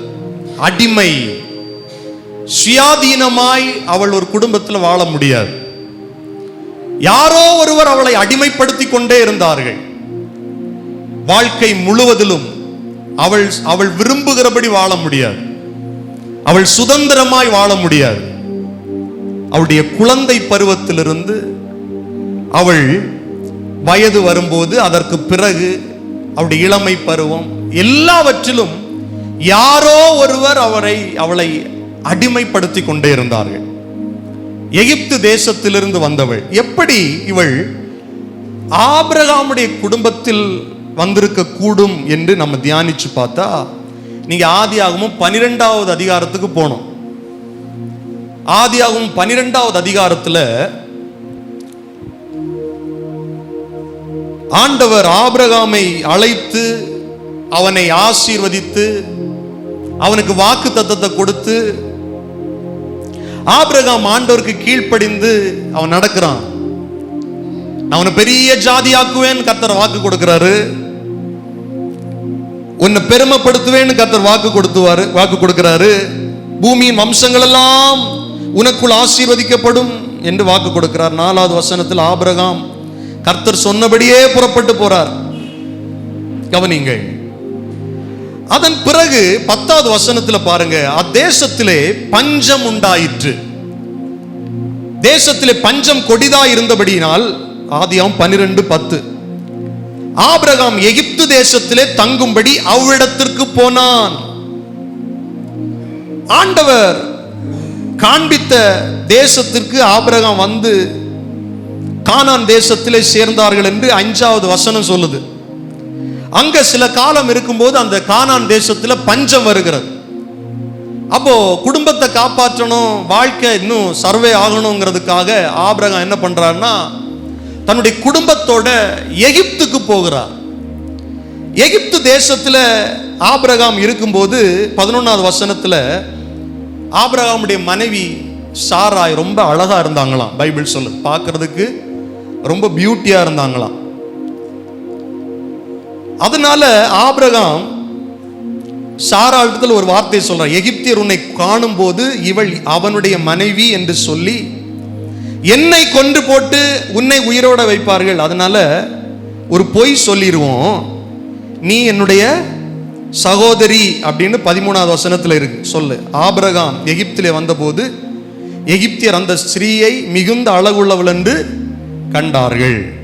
திரும்பவும் வசனம் அப்படிதான் வருது, திரும்பவும் அவள் அழகுள்ளவள், சாராள் மிகுந்த அழகுள்ளவள். 15வது வசனம், பார்வோனுடைய பிரபுக்களும் அவளை கண்டு பார்வோனுக்கு முன்பாக அவளை புகழ்ந்தார்கள். அப்பொழுது அந்த ஸ்திரீ பார்வோனுடைய அரண்மனைக்கு கொண்டு போகப்பட்டாள். எகிப்தில் இருக்கும்போது பார்வோனுடைய அரண்மனைக்கு யாரு கொண்டு போகப்படுறா? சாராள் கொண்டு போகப்படுறாங்க. 17வது வசனம், ஆபிரகாமுடைய மனைவியாகிய சாராயின் நிமித்தம் கர்த்தர் பார்வோனையும் அவன் வீட்டாரையும் மகா வாதையினால் வாதித்தார். ஆமா, அங்க இருந்தவங்க எல்லாம் சாராய் மேல கண்ணு வச்சுட்டாங்க போல இருக்கு. கர்த்தர் அதை பார்த்தார். பார்த்து பார்வோனுடைய குடும்பத்தில் வாத வந்துருச்சு. இப்ப ஆபிரகாம் அந்த பார்வோனுக்கு தெரிஞ்சிருச்சு. அப்பொழுது பார்வோன் ஆபிரகாமை அழைத்து, நீ எனக்கு ஏன் இப்படி செய்தாய்? இவள் உன் மனைவி என்று நீ எனக்கு அறிவியாமற் போனது என்ன? நீ பொய் சொல்லிட்டியே, நான் அவளை மனைவியா கொண்டிருப்பேன், அது எவ்வளவு பெரிய பாவமா இருந்திருக்கும், ஏன் இப்படி பண்ண? அப்படி சொல்லிட்டு இவளை நான் எனக்கு மனைவியாக கொண்டிருப்பேனே. 19வது வசனம், இதோ உன் மனைவி, இவளை அழைத்து கொண்டு போ என்று சொன்னான். கூடவே 20வது வசனம் பாருங்க, பார்வோன் அவனை குறித்து தன் மனுஷருக்கு கட்டளை கொடுத்தான். அவர்கள் அவனையும் அவன் மனைவியையும் அவனுக்கு உண்டான எல்லாவற்றையும் அனுப்பி விட்டார்கள். 16வது வசனத்தை ஒருத்தர் வாசிங்க. அவள் நிமித்தம் அவன் ஆபிரகாமுக்கு தயை பாராட்டினான். அவனுக்கு ஆடு மாடுகளும் கழுதைகளும் வேலைக்காரரும் வேலைக்காரிகளும் கோழியை கழுதைகளும் ஒட்டகங்களும் கிடைத்தது. இந்த வசனத்தை கவனமா கவனிங்க. சாராள் பார்வோனுடைய அரண்மனைக்கு கொண்டு போகப்படுகிறாள். அங்கே சாராளின் நிமித்தம் ஆபிரகாமுக்கு பார்வோனுடைய கண்களில் தயவு கிடைக்கிறது. உடனே ஆபிரகாமுக்கு இவர் என்ன பண்றாருன்னா, ஒட்டகங்கள், கோழிகை கழுதைகள், வேலைக்காரர்கள், மாடுகள், கூடவே வேலைக்காரிகளையும் கொடுத்தார். அப்போ இந்த எகிப்து தேசத்தாளாகிய ஆகார் பார்வோனுடைய அரண்மனையில ஏற்கனவே அடிமையாக இருந்தவள். நல்லா கர்த்தருடைய வசனங்களை தியானிக்கணும். பார்வோனுடைய அரண்மனையில ஏற்கனவே வேலைக்காரிகள் என்று வருகிறதல்லவா, அந்த வேலைக்காரிகளில் ஒருத்தி தான் இந்த ஆகார். அப்போ ஆகாருடைய அதற்கு முந்தின காலத்தை கொஞ்சம் கற்பனை செய்து பாருங்கள்.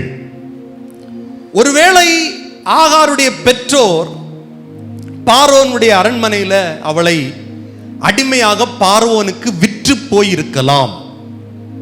இல்லை என்றால் ஆகார் ஒரு அனாதையாக இருக்கலாம்.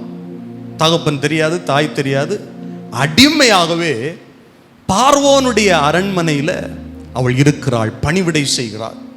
இப்ப சாராள் போனதுனால இந்த கொடுக்கப்பட்ட காரியத்தில் இந்த அடிமையையும் சாராளுக்கு ஆபிரகாமுடைய குடும்பத்திற்கு பார்வோன் கொடுத்துடுறார். இந்த அடிமை பெண்ணாகிய ஆகாரையும் கொடுத்துடுறார். இதுதான் ஆகாருடைய வாழ்க்கையின் துவக்கம். கொஞ்சம் யோசிச்சு பாருங்க. அவ மற்றவருடைய வாழ்க்கையை கவனிச்சிருப்பா, மற்ற பெண்களுடைய வாழ்க்கையை, குடும்பமா இருக்கிற பெண்களுடைய வாழ்க்கையை கவனிச்சிருப்பா. ஏன் ஆண்டவரே, ஏன் தெய்வமே, என் வாழ்க்கையில மட்டும் இவ்வளவு அலைச்சல், என்ன வேண்டான்னு தூக்கி பார்வோனுடைய அரண்மனையில அடிமையா விட்டுட்டாங்க. அது மாத்திரம் இல்ல, அங்கேயே சர்வே ஆக முடியல, அங்கே இருந்து திரும்ப இன்னொரு குடும்பத்திற்கு என்ன விற்று போடுறாங்க. இங்கெல்லாம் ஆகார் தானாக எந்த முடிவும் எடுக்க முடியாத ஒரு நிலையில் இருக்கிறாங்க. அடிமை பெண்ணாகி ஆகார். ஆகார் என்ற வார்த்தைக்கு அந்த பொருள் என்ன வருதுன்னா, ஓடி போகிறவள். இங்கிலீஷ்ல ஃப்ளைட் அப்படின்னு வருது, ஓடி போகிறவள், இல்லைன்னா துரத்தப்பட்டவள், புறக்கணிக்கப்பட்டவள் என்பதுதான் ஆகார் அப்படிங்கிற வார்த்தையுடைய அர்த்தம். அப்போ அவளுடைய பிறப்பு, அவள் வளர்ந்த இடம், எல்லாவற்றிலும் எல்லா சூழ்நிலைகளிலும் அவள் அடிமைப்படுத்தப்பட்ட ஒரு அடிமை பெண்ணாகவே வாழ்கிறாள். இப்ப திரும்ப ஆதியாகமம் 16வது அதிகாரத்துக்கு வாருங்கள். இங்கே பார்வோனுடைய அரண்மனையிலிருந்து கொடுக்கப்பட்ட பிறகு ஆகார் திரும்ப ஆபிரகாமுடைய குடும்பத்திலே மறுபடியும் அடிமை பெண்ணாகவே இருக்கிறாள். 2வது வசனத்தை ஒருவர் வாசியுங்கள். சாராய் ஆபிரகாமை நோக்கி, நான் பிள்ளை பெறாதபடிக்கு கர்த்தர் என் கர்ப்பத்தை அடைத்திருக்கிறார், என் அடிமை பெண்ணோடே சேரும், ஒருவேளை அவளால் என் வீடு கட்டப்படும் என்றாள். சாராயின் வார்த்தைக்கு செவி கொடுத்தான். அடுத்த வசனம் வாசிங்க. ஆபிரகாம் கானான் தேசத்தில் 10 வருஷம் குடியிருந்த பின்பு ஆபிரகாமின் மனைவியாகிய சாராய் எகிப்து தேசத்தாளான தன் அடிமை பெண்ணாகிய ஆகாரை அழைத்து அவளை தன் புருஷனாகிய ஆபிரகாமுக்கு மறுமனை ஆட்டியாக கொடுத்தாள். கவனிங்கள். இப்போ இந்த வசனத்தை வாசி பார்க்கும்போது ஆகாருக்கு ஒரு ப்ரமோஷன் வந்தது மாதிரி இருக்கு. அடிமை பெண்ணை ஆபிரகாமுக்கு அடிமையாக கொடுக்கல. பைபிள் என்ன சொல்லுது? சாராய் தன்னுடைய அடிமை பெண்ணை மறுமனையாட்டியாக கொடுத்தாள். அதாவது 2ஆம் தாரமாக மனைவியாகவே கொடுக்கிறாள். இந்த வார்த்தைகளை நல்லா கவனிக்கணும். மனைவியாகவே கொடுக்கிறாள். அவன் ஆகாரோட சேர்ந்த போது அவள் கர்ப்பம் தரித்தாள். இப்ப ஆகாருடைய பின்னணியை சொன்னேன். அடிமை அடிமை அடிமை, சுயாதீனம் இல்லை. ஒருவேளை இந்த இடத்துல கூட நான் நினைக்கிறேன், ஆகாருக்கு இந்த காரியம் அவளுக்கு விருப்பமா இருந்ததோ இல்லையோ, கேட்டிருக்கவே மாட்டாங்க. நான் ஆபிரகாமுக்கு உன்னை கொடுக்க போறேன் அப்படின்னு சாராள் பேசும்போது அப்படி கேட்டிருக்கவே சொல்லியிருக்கவே மாட்டாங்கன்னு நினைக்கிறேன். டேங்கவா, இன்னிலிருந்து நீ ஆபிரகாமுக்கு மறுமனை ஆட்டி, அவ்வளவுதான், கொடுத்துட்டா. அடிமைக்கு என்ன பேச வாய்ப்பு இருக்கு? அவளுக்கு விருப்பம் இருந்தோ விருப்பம் இல்லையோ, எஜமாட்டி சொல்லியாச்சு, எஜமான் கூட இருக்கணும்னு சொல்லியாச்சு, போயாச்சு, அவ்வளவுதான். ஆனா பைபிள் தெளிவா சொல்லுது, ஒரு அடிமையாக சாராய் ஆபிரகாமுக்கு கொடுக்கவில்லை, ஆகாரை மறுமனையாட்டியாக கொடுத்தாள். ஆபிரகாமோடு வாழுகிற போது வேதம் சொல்லுகிறது, ஆகார் கர்ப்பம் தரித்தாள். 4வது வசனம், அவள் தான் கர்ப்பவதி ஆனதை கண்டபோது தன் நாச்சியாரை அற்பமாக எண்ணினாள். வேதம் எல்லாவற்றையும் பதிவு செய்கிறது. இல்ல, அடிமைக்கு ஒரு சின்ன வாழ்க்கைய அமைச்சு கொடுக்கறாங்க. ஆனா இவள் கர்ப்பம் தரித்த உடனே இவளுக்கு என்ன வந்துருதுன்னா பெருமை வந்துருது. சிலருடைய வாழ்க்கையில சில ஆசீர்வாதங்கள் ஆண்டவர் கொடுக்கும்போது பெருமை வந்துருது. நாச்சியார், அதாவது எஜமாட்டியை அற்பமா என்றா, எனக்கு குழந்தை இருக்கு, உனக்கு குழந்தை இல்லை, அற்பமா எண்ணினாள். 5வது வசனம், அப்பொழுது சாராய் ஆபிரகாமை நோக்கி, எனக்கு நேரிட்ட அநியாயம் உமது மேல் சுமரும், என் அடிமை பெண்ணை உம்முடைய மடியிலே கொடுத்தேன், அவள் தான் கர்ப்பவதியானதை கண்டு என்னை அற்பமாக எண்ணு, கர்த்தர் எனக்கும் உமக்கும் நடு நின்று நியாயம் தீர்ப்பாராக. என்னம்மா இது? நீதானம்மா கொடுத்த, நான் கேட்டனா? இன்னைக்கு கர்த்தர் உமக்கு எனக்கு நின்று நடுநிலை நியாயம் தீர்ப்பாரான்னு சொல்ற. அடுத்து ஆபிரகாம் சொல்றார், ஆபிரகாம் சாராய் நோக்கி, இதோ உன் அடிமை பெண் உன் கைக்குள் இருக்கிற. இந்த வார்த்தை நீங்க கவனிக்கணும். நான் ஏற்கனவே சொன்னேன், சாராய் ஆபிரகாமுக்கு அடிமையா கொடுக்கல, மறுமனையாட்டியா தான் கொடுத்தா. ஆனா இந்த வசனங்களை வாசிக்கும் போது உண்மையிலேயே ஆபிரகாம் ஆகாரை நேசிக்கவில்லை. திரும்ப என்ன சொல்ற, உன் அடிமை பெண் சொல்லல, என் மறுமனையாட்டியை அப்படின்னு சொல்லல. உன் அடிமை பெண் உன் கைக்குள்ள இருக்கிறா, உனக்கு என்ன விருப்பமோ அதைப்படி செஞ்சிரு. கவனிக்கிறீங்களா? அடிமையோட வாழ்க்கைய யூஸ் அண்ட் த்ரோன்னு சொல்லுவாங்க இல்லையா, பயன்படுத்திட்டு தூக்கி வீசுறது. ஆபிரகாம் அப்படிதான் சொல்றாரு. அங்க சிம்பதி காமிக்கவே இல்லை. ஏம்மா, அவ ஏதோ தெரியாம பேசிட்டா, தெரியாம நினைச்சிட்டா, கொஞ்சம் பொறுப்போம் பார்ப்போம் சொல்லவே இல்லை. உன் அடிமை பொண்ணு உன் கைக்குள்ள இருக்கிறா, உன் பார்வைக்கு நலமானதை அவளுக்கு செய். இப்போ கணவரிடத்திலிருந்து ஓகே என்ன வேணும்னாலும் செய்யலான்னு வந்த உடனே பைபிள் சொல்லுது, சாராய் அவளை ஆகாரை கடினமாய் நடத்தினாள்.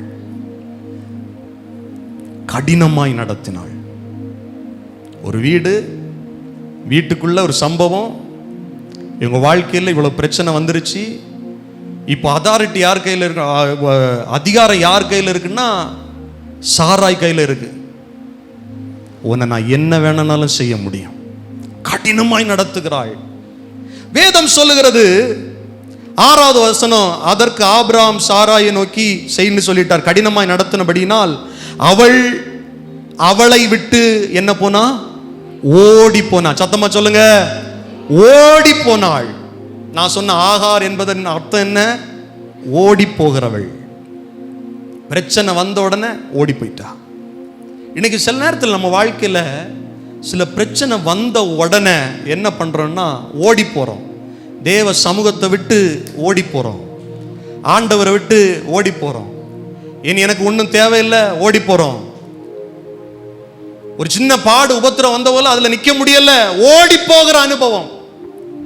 ஆகார் கொஞ்சம் பிரச்சனை வந்த உடனே கடினமாய் நடத்துவதை அறிந்து கொண்ட உடனே ஓடி போகிறாள். 7வது வசனம் பாருங்க, ஓடி போன ஆகாரை கர்த்தர் அப்படியே விடல.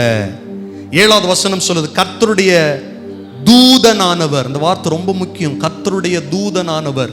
பழைய ஏற்பாட்டில் வேத ஆராய்ச்சியாளர்கள் சொல்லுகிறார்கள், வல்லுநர்கள் சொல்லுகிறார்கள், கர்த்தருடைய தூதனானவர் என்று வருகிற இடத்தில் வெளிப்பட்டது கிறிஸ்துதான்.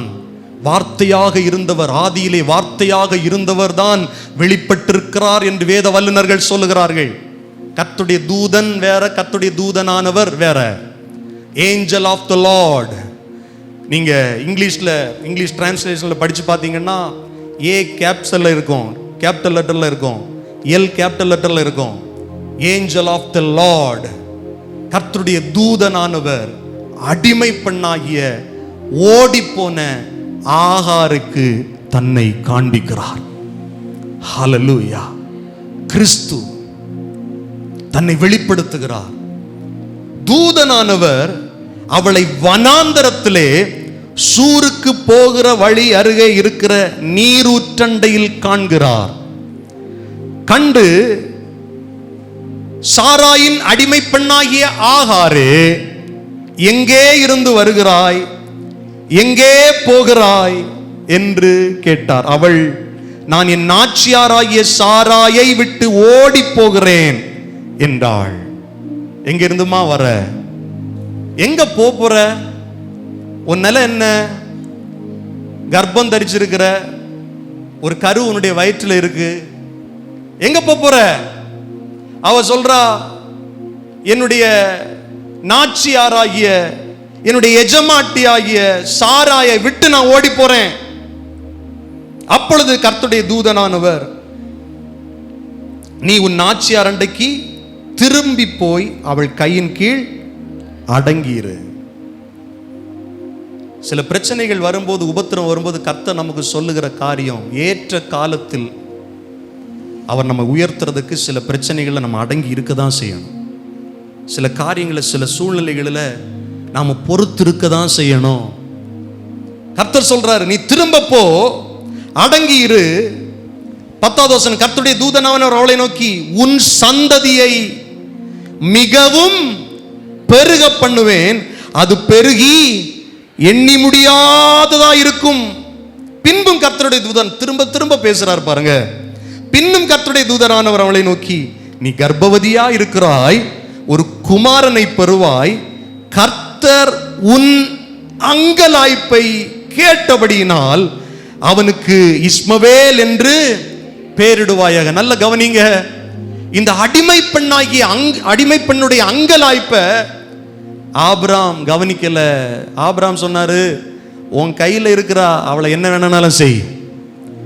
சாராய் கடினமா நடத்துறாங்க. இவருடைய வாழ்க்கையில் இருக்கிற அங்கலாய்ப்பை கவனிக்க யாருமே இல்லை.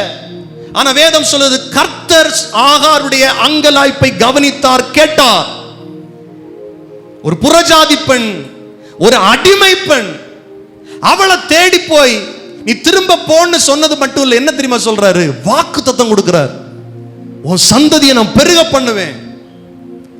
தேடி வந்து சொல்றார் வனாந்தரத்துல, நீ திரும்ப போ, நீ கர்ப்பவதியா இருக்கிற, ஒரு குமாரனை பெறுவ. கர்த்தர் அங்கலாய்ப்பை கேட்டார், அவனுக்கு இஸ்மவேல் என்று பெயரிடு, அவனை நான் பெரிய ஜாதியாக்குவேன்,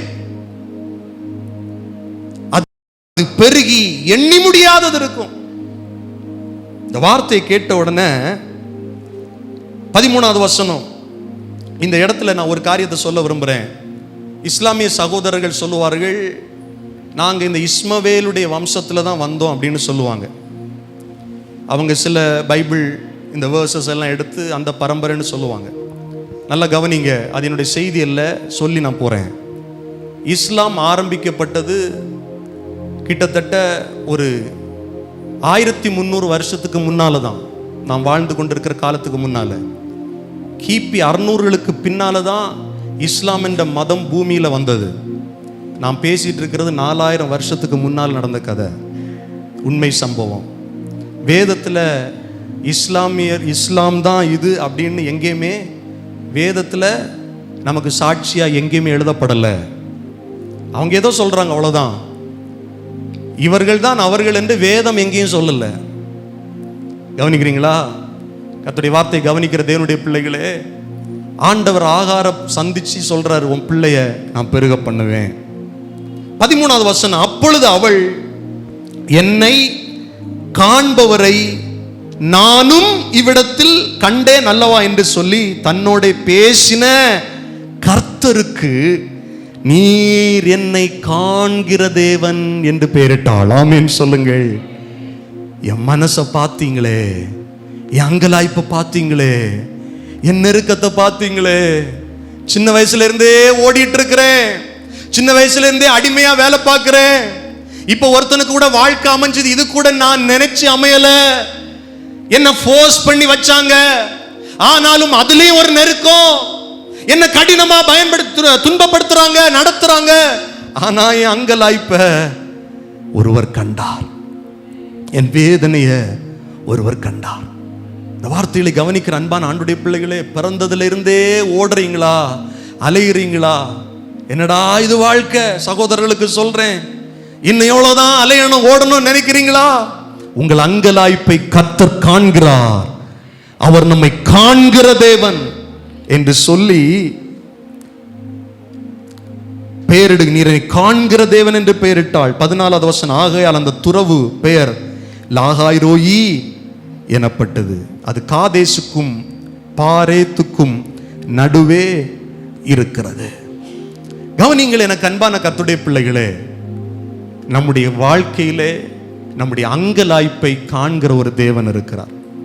நான் திரும்ப சொல்றேன், ஆகாருடைய வாழ்க்கையிலேயே கர்த்தர் இவ்வளவு பெரிய அற்புதத்தை செய்தது உண்மைன்னா, நம்முடைய அருமை இரட்சகராகிய இயேசு கிறிஸ்துடைய சொந்த இரத்தத்தினால மீட்கப்பட்ட உங்க வாழ்க்கையில, என் வாழ்க்கையில் இருக்கிற அங்கலாய்ப்பை கர்த்தர் இன்றைக்கும் காண்கிறார். இன்றைக்கும் ஆகாரை விட நம்ம வாழ்க்கையில் அற்புதங்களை கர்த்தர் செய்வார். ஆகாருக்கு செய்ததை விட கர்த்தர் நம்முடைய வாழ்க்கையில மாற்றங்களை தருவார். நம்முடைய அங்கலாய்ப்புக்கு ஒரு முடிவை தருவார். நம்ம வாழ்க்கையில் ஒரு வெற்றியை தருவார். அல்லேலூயா சொல்லுங்கள் பார்க்கலாம். எத்தனை பேர் விசுவாசிக்கிறீங்க? கர்த்தர் என்னை காண்கிற தேவன், என்னுடைய வாழ்க்கையில் எல்லாவற்றையும் பார்க்கிறார், என்னுடைய வாழ்க்கையை நிவர்த்தி செய்கிற ஆசீர்வதிக்கிற தேவனுடைய கரங்களில் நான் இருக்கிறேன். அல்லேலூயா சொல்லுங்கள். அல்லேலூயா, ஹalleluya. இவன் ஓடி போன பிறகு வீட்டில் இருந்தவங்க தேடினாங்களா, ஆபிரகாம் தேடினாங்களா அப்படின்னு பைபிள்ல எங்கேயுமே சொல்லல. ஆனா கர்த்தர் ஒரு நல்ல அறிவுரையை சொல்றாரு. நீ போற காலம் சரியில்லைம்மா, நீ கர்ப்பவதியா இருக்கிற, திரும்ப போய் உன் நாச்சி அறிக்கையில் அடங்கிரு. அவ கஷ்டப்படுத்தினாலும் கேட்டுட்டு, அவ துன்பப்படுத்தினாலும் கேட்டுட்டு, உன் வயத்துல வளர்ற பிள்ளைய நான் பெரிய ஜாதி ஆக்குவேன், அவன் பெருசா இருப்பான், எண்ணி முடியாத காரியத்தை அவன் செய்வான் அப்படின்னு சொல்லி வாக்கு தத்தத்தை கொடுத்து ஆண்டவர் திரும்ப எங்க உபத்திரவப்பட்டாலோ, எங்க பிரச்சனையை அனுபவிச்சாலோ, எங்க கடினமாய் நடத்தப்பட்டாலோ அதே வீட்டுக்கு திரும்ப அனுப்புறார். இவ கேட்டுட்டு அப்படியே திரும்ப போற ஆகார். ஏன்னா அவளுக்கு புரிஞ்சு போச்சு, இவரை போல இந்த என் லைஃப்ல இன்று வரையிலும் யார் என்ன பிளஸ் பண்ணதே இல்லை, யார் என்ன விசாரிச்சதே இல்லை, யார் என் மேல அக்கறைப்பட்டதே இல்லை. ஆகா, ஆபிரகாம் கூட என்ன ஜஸ்ட் பயன்படுத்தினாரே தவிர அவர் என்ன சொல்றாருன்னா சாராயுடைய அடிமை பெண் அப்படிதான் என்ன வச்சிருந்தார். ஆனால் இவரோ வனாந்தரத்தில் என்னை பார்த்து சொல்றாரு, உன்னை நான் ஆசீர்வதிப்பேன், நீ எங்க இருந்து வர விசாரிக்கிறார், நீ எங்கம்மா போற விசாரிக்கிறார். இவர் என்னுடைய அங்கலாய்ப்பை காண்கிறார். புரிஞ்சு கொண்டா? மனுஷனுக்கும் தெய்வத்துக்கும் உள்ள வித்தியாசத்தை புரிந்து கொண்டா? மனுஷன் தேவைக்கு பயன்படுத்துறவன், ஆனா கர்த்தர் அளவில்லாத அன்பினால் ஒவ்வொருவரையும் நேசிக்கிறவர். அந்த வனாந்தரத்துல இன்னும் கொஞ்சம் யோசிச்சு பாருங்களேன். வாழ்க்கையில் இப்படிப்பட்ட ஒரு பிளஸ்ஸிங்கான வார்த்தையை அதுக்கு முன்னால பார்வோனுடைய வீட்டில் அவ இருந்த, அரண்மனையில் இருந்த போதும், ஆபிரகாமுடைய வீட்டில் இருந்த போதும் கண்டிப்பா அவ காது கேட்டிருக்க வாய்ப்பே இல்லை. ஒருவரை ஒருவர் மற்றவர் வாழ்த்துகிறதை தூரத்திலேருந்து ஒரு நாள் கேட்டிருப்பா. எப்படி அவர் அவங்கள வாழ்த்துறாரு, அவர் அவங்கள வாழ்த்துறாரு, இதை தூரத்திலேருந்து கேட்டிருப்பா. எனக்கு ஒரு வாழ்த்துதல் எங்க இருந்து வரும்? கண்டிப்பா சொல்றேன், அந்த அடிமை பெண் அது வரைக்கும் வாழ்த்துதலின் சத்தத்தை கேட்டிருக்கவே மாட்டான். ஆனா கர்த்தர் அவளிடத்துல போய், நான் உன் பிள்ளைய பெரிய ஜாதி ஆக்குவேன். நம்ம ஆண்டவர் எவ்வளவு நம்மை நேசிக்கிறார் பாருங்க, எவ்வளவு இரக்கம் உள்ளவர் பாருங்க. நான் மறுபடியும் சொல்றேன், ஆகாருக்கே கர்த்தர் இவ்வளவு இரக்கத்தை வச்சிருந்தாருன்னா என் லைஃப்ல, உங்க லைஃப்ல ஆண்டவர் பெரிய இரக்கத்தை வச்சிருக்கிறார். ஹல்லேலூயா. கரம் உயர்த்தி ஒரு அல்லேலூயா சொல்லுங்கள். அல்லேலூயா, அல்லேலூயா, ஹல்லேலூயா. திரும்ப 21வது அதிகாரத்தில் நான் வாசிக்கும் போது அதனுடைய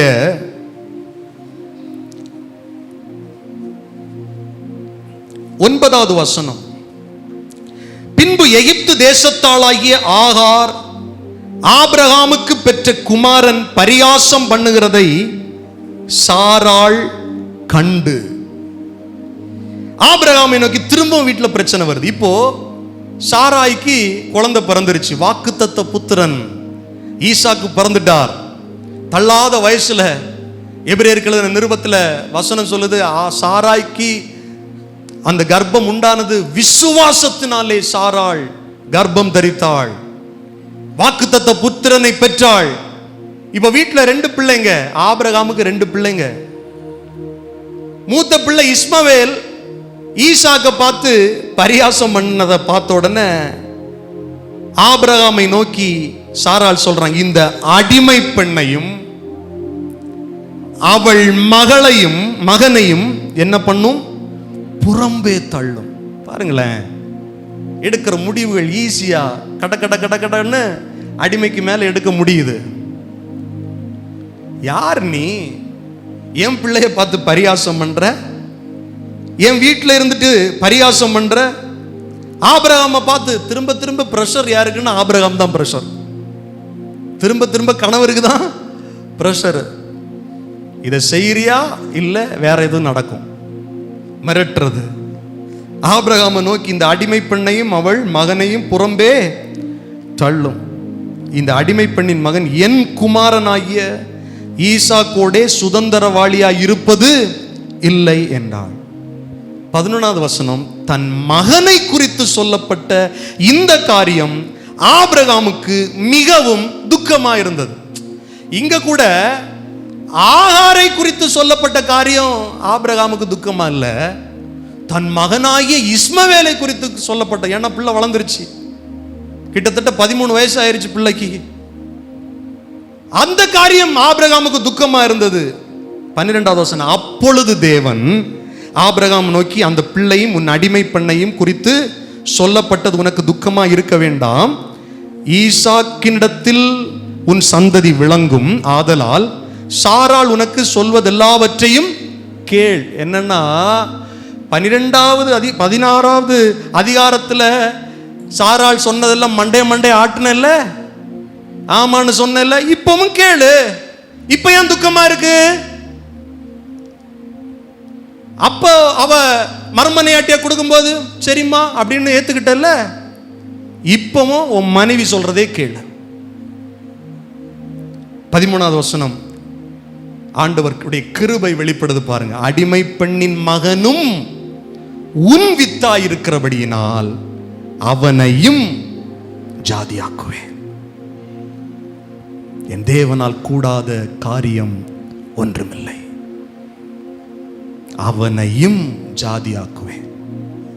இதை கேட்ட உடனே 14வது வசனத்துல ஆபிராம் காலையில் எழும்பி அப்பத்தையும் எடுத்து ஒரு துருத்தி தண்ணியையும் எடுத்து ஆகாருடைய தோளுக்கு மேல வச்சு பிள்ளையும் ஒப்பு கொடுத்து அவளை அனுப்பி விட்டான்.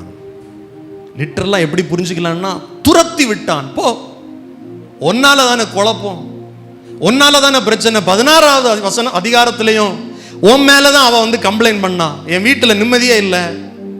இப்ப பாரு பிள்ளை இவ்வளவு வளர்ந்துருச்சு, இன்னும் கொஞ்சம் நீ அட்ஜஸ்ட் பண்ணி போக வேண்டாமா? பிள்ளைய சரியா வளர்த்த வேண்டாமா? உன் நிலை என்னன்னு தெரியல, உன் பேக்ரவுண்ட் என்னன்னு தெரியல, பிள்ளைகிட்ட சொல்லில வளர்க்கணும். ஈசாக்கு பிறந்துட்டான், கொஞ்சம் அடக்கி வாசிக்கணும்னு சொல்ல வேண்டாமா? அந்த மைண்ட் செட்ல ஐயா என்ன பண்றாருன்னா, பைபிள் சொல்லுது செல்வ சீமான். யாரு? ஆபிரகாம். ஏயா போகும்போது வழிக்கு கொஞ்சம் செலவுக்கு ஒரு பொற்காசு கொடுத்து அனுப்ப வேண்டியது, கொஞ்சம் தண்ணி கொஞ்சம் அப்பம், போ, எக்கேடு கட்டும் போங்க, நாங்களாச்சும் சமாதானத்தோடு இருக்கட்டும், இனியாவது குடும்பத்தில் நிம்மதி வரட்டும், போங்க. துரத்தி விடப்பட்டாள். எங்க தொடங்குனது ஆகாருடைய அலைச்சல். அவன் நினைச்சிருப்பா, நான் விரும்பி வாழ்க்கப்படல, என் வாழ்க்கையில எல்லாமே கெட்ட கெட்ட காரியமா அதுவா நடக்குது, நான் என்ன பண்ணினேன்? அப்படி அமைஞ்சிருச்சு. பிறப்பு, வாழ்ந்த விதம், என்னை நடத்துற விதம், என் அங்கலாய்ப்பையும் அலைச்சலையும் யார் பார்ப்பா? யோசிச்சிருக்கலாம். பைபிள் சொல்லுது, பிள்ளையும் ஒப்பு கொடுத்து அனுப்பிவிட்டு அவள் புறப்பட்டு போய் பெயர் சபாவின் வனைந்தரத்தில் அலைந்து திரிந்தாள். எங்க போனோன்னே தெரியல, பிள்ளையை கொண்டு யார்கிட்ட போய் வாழணும்னு தெரியல. ஆபிரகாம் சொல்லி அனுப்பல, இந்த இடத்துல போய் அவரை போய் பாரு, அங்க கொஞ்சம் தஞ்சம் கேளு, பிள்ளை அங்க போய் வளர்த்து எதுவும் சொல்லல. கொஞ்சம் தண்ணி கொஞ்சம் அப்பம் கொடுத்து அனுப்பிட்டார். ஏன்னா அடிமை தானே, என்ன வேணாலும் செய்யலாம்ல. ஆனா கர்த்தர் அவளை பார்த்தார். பைபிள் சொல்லுது, வேத வசனம் சொல்லுது, 15வது வசனம், துருத்தியிலிருந்த தண்ணீர் செலவழிந்து போயிருச்சு. பிள்ளைக்கு தண்ணி இல்லை. இப்போ ஆபிரகாம் கொடுத்த கொஞ்சம் தண்ணி தீந்து போயிருச்சு, முடிஞ்சிருச்சு. அவள் பிள்ளையை ஒரு செடியின் கீழ் போட்டு, பிள்ளையை செடியின் கீழே போட்டு, பிள்ளை சாகிறத என்னால பார்க்க முடியாதுன்னு நினைச்சு அம்பு எய்கிற தூரத்துல போய் உட்கார்ந்து சத்தமிட்டு அழுதா. இந்த அழுகையில் அவருடைய ஞாபகங்கள் பல போயிருக்கும். நான் ஒரு சபிக்கப்பட்டவள் இல்ல, மற்றவங்களை போல என்னால வாழ முடியல, மற்றவங்களை போல சமுதாயத்திலும் குடும்பத்திலும் என்னால நிலை நிற்க முடியல. என் லைஃப்ல எவ்வளவு நாள் தான் ஓடுவேன், எவ்வளவு நாள் தான் அநேகரால துரத்தி விடப்படுவேன். இப்ப என் பிள்ளை சாக போகுது, அதை என்னால பார்க்க முடியாதுன்னு தூரத்துல வந்திருக்கிறேன். வனாந்தரத்திலே சத்தமிட்டு அழுகிறாள். 17வது வசனம், தேவன் பிள்ளையின் சத்தத்தை கேட்டார். ஆமென் சொல்லுங்கள் சத்தமா, அல்லேலூயா சொல்லுங்கள், அல்லேலூயா. பிள்ளை அழுதது ஆபிரகாமுக்கு கேட்கல. அதுக்கு பிறகு பிள்ளையை குறித்து ஆபிரகாம் விசாரிச்சானான்னு தெரியல, கேட்கல. ஆனா வனாந்தரத்தில் பிள்ளையுடைய சத்தத்தை கர்த்தர் கேட்டார்.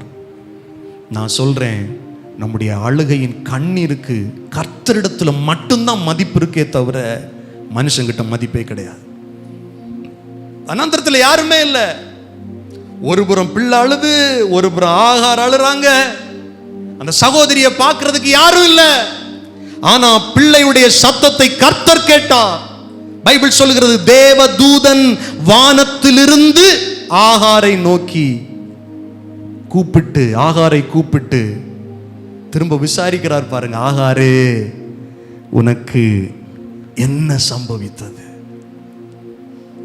ஆபிரகாமும் சாராயும் விசாரிக்கல, குடும்பத்திலிருந்து யாரும் விசாரிக்க வரல. ஏன் இப்படி துரத்தி விடுறேன்னு யாரும் கேட்கறதுக்கு இல்ல. துரத்தப்பட்டவளை தேடி யாரும் போகல. ஆனா கர்த்தர் தேடி போனார், கர்த்தர் விசாரித்தார். வேதம் என்ன சொல்லுகிறது? கர்த்தர் அவர் நம்மை விசாரிக்கிறவரானபடியால் உங்கள் கவலைகள் எல்லாம் அவரிடம் சொல்லுங்கள். இந்த பகல் வேளையில என்ன விசாரிக்க யாருமே இல்லை நினைக்கிறீங்களா? கர்த்தர் உங்களை விசாரிக்கிறார். அதனால்தான் சபைக்கு வரும்போது ஜெபிக்க சொல்லுகிறோம். வீடுகளில் தனியா இருக்கும்போது உங்களுடைய அறையை பூட்டி கண்களை மூடி, ஏசப்பா நீர் என்னை விசாரிக்கிறவர், என் வாழ்க்கையில் ஒரு அற்புதத்தை செய்யும், உங்க கவலைகளை எல்லாம் அவரிடம் சொல்லுங்கள். வசனம் அப்படிதான் சொல்லுது, அவரிடம் சொல்லுங்கள், கர்த்தரிடம் சொல்லுங்கள். எல்லா புத்திக்கும் மேலான தேவ சமாதானம் உங்கள் சிந்தைகளை, உங்களுடைய இருதயங்களை நிரப்பும். ஹalleluya, ஹalleluya. என்ன ஆச்சுமா உனக்குன்னு கேட்டுட்டு சொல்றாரு, பயப்படாத. சொல்லுங்க சத்தமா, பயப்படாத. சத்தமா சொல்லுங்க, பயப்படாத. வாழ்க்கையில் அவளுடைய எண்ண ஓட்டத்தில் எவ்வளவோ காரியங்கள் ஓடி இருக்கும். கொஞ்ச நேரத்தில் பிள்ளை சாக போகுது, எனக்கும் தண்ணி இல்லை, நானும் சாக போறேன், என்னடா லைஃப், ஒரு விதமான பயம் அவளுக்கு வந்திருக்கும். கர்த்தர் சொல்றாரு வனாந்தரத்தில், பயப்படாத. பிள்ளை இருக்கிற இடத்தில் தேவன் அதன் சத்தத்தை கேட்டார். ஏன்னா அந்த பிள்ளைக்கு மேல ஏற்கனவே கர்த்தர் ஒரு வாக்கை கொடுத்திருக்கிறார். அவனை பெரிய ஜாதியாக்குவேன் என்று சூர் வனாந்தரத்தில் அந்த துறவின் பக்கத்தில் உனக்கு வாக்கு கொடுத்தது உனக்கு ஞாபகம் இல்லாம போச்சே ஆகாரு. அந்த பிள்ளையின் சத்தத்தை கர்த்தர் கேட்டார். அல்லேலூயா சொல்லுங்கள், அல்லேலூயா. 18வது வசனம், நீ எழுந்து பிள்ளையை எடுத்து அவனை உன் கையினாலே பிடித்து கொண்டு போ. அவனை மறுபடியும் சொல்றார், பெரிய ஆண்டவர் பாருங்க, 16வது வசனத்துல சொன்ன வார்த்தை தான் இங்கேயும். ஆண்டவர் நேற்றும் இன்றும் என்றும் மாறாதவர். எத்தனை பேர் விசுவாசிக்கிறீங்க? சூழ்நிலைகள் மாறினாலும், நாம் துரத்தப்பட்ட அனுபவத்தில் இருந்தாலும், சாக போகிற நிலையில் இருந்தாலும், வார்த்தை ஜீவன் உள்ளது, அது ஒரு நாளும் மாறாது. இயேசு சொன்னார், வானமும் பூமியும் ஒளிந்து போகலாம், ஆனால் என் வார்த்தையின் உறுப்பு ஒளிந்து போகாது. நான் சொன்னதுதான். உன் அங்கலாய்ப்ப பார்த்து உன் பிள்ளைய ஆசீர்வதிப்பேன்னு நான் ஏற்கனவே சொன்னேன். பிள்ளை கர்ப்பம் தரிச்சிருக்கும் போதே சொன்னேன். இப்ப பிள்ளை வளர்ந்துருக்கு, இப்ப சாக போற நிலைமையில் இருக்கும் போது சொல்றேன், அந்த பிள்ளைய நான் பெரிய ஜாதியாக மாற்றியே தீருவேன். ஹalleluya. நம் ஆண்டவர் சொன்னதை செய்யும் அளவும் நம்மை கைவிடாதவர், நம்மை ஆசீர்வதிக்கிறவர். எத்தனை பேர் விசுவாசிக்கிறீங்க? அவருடைய வாக்குத்தத்தம் என்ன துரத்திக்கிட்டே வரும், அவருடைய வாக்குத்தத்தம் என்ன துரத்திக்கிட்டே வரும். என் வாழ்க்கையில் அவர் ஆசீர்வதிப்பது நிச்சயம், என் வாழ்க்கையை மேன்மைப்படுத்துவது நிச்சயம்.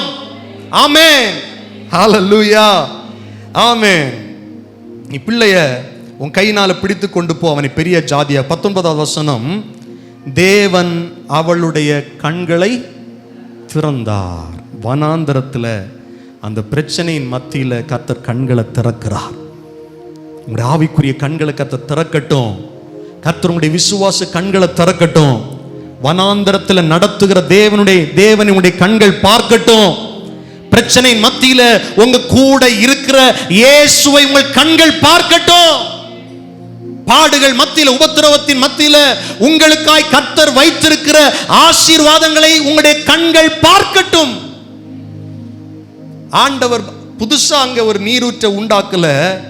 நான் விசுவாசிக்கிறேன் 12வது வசனத்துல ஆபிரகாமோடு கர்த்தர் பேசுறார் இல்லையா, நீ பிள்ளை அனுப்பிரு, அவ சொல்றது மாதிரி செய்யுன்னு சொன்னார் இல்லையா, நீ விட்டுரு, நான் பார்த்துக்கிறேன், நான் பெரிய ஜாதி ஆக்குவேன்னு கர்த்தர் சொன்னார் அல்லவா.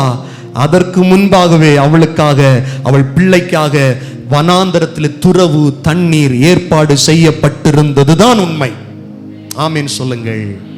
உங்களை ஒரு பிரச்சனையின் வழியா கர்த்தர் நடத்துறாருன்னா அந்த பிரச்சனையின் மத்தியில ஒரு நீரூற்ற ஆசீர்வாதத்தை ஏற்கனவே கர்த்தர் வச்சுதான் உங்களை அனுப்புறார். விசுவாசிங்கன்னா கையை தட்டி கர்த்தரை மகிமைப்படுத்துங்க. ஹல்லேலூயா. ஆபிரகாம்கிட்ட கர்த்தர் தான் சொன்னார். 16வது அதிகாரத்தில் ஆகாரோடு திரும்ப போன்னு சொன்னார். 21வது அதிகாரம் 12வது வசனத்தில் ஆபிரகாமோடு உன் மனைவி சொல்றத செய். 13வது வசனத்தில் சொல்றாரு, நீ விட்டுரு, நான் பார்த்துக்கிறேன், நான் அவளை பெரிய ஜாதியாக்குவேன்னு சொன்ன ஆண்டவர் கைவிடல. ஆபிரகாம் கைவிட்டார், கர்த்தர் கைவிடல. கர்த்தருடைய வார்த்தை கைவிடல. எத்தனை பேர் இயேசப்பாவை நம்புறீங்க? எத்தனை பேர் கர்த்தரை நம்புறீங்க?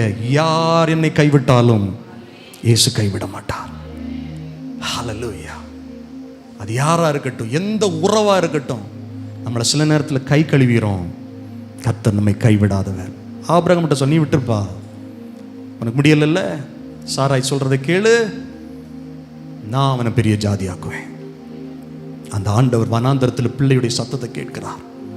கேட்டு அவருடைய கண்ணை திறந்து வேதம் சொல்லுது, அப்பொழுது அவள் ஒரு தண்ணீர் துறவை கொண்டு போய் துருத்தியிலே தண்ணீர் நிரப்பி பிள்ளைக்கு குடிக்க கொடுத்தாள். இந்த துருத்தி எங்கிருந்து வந்தது?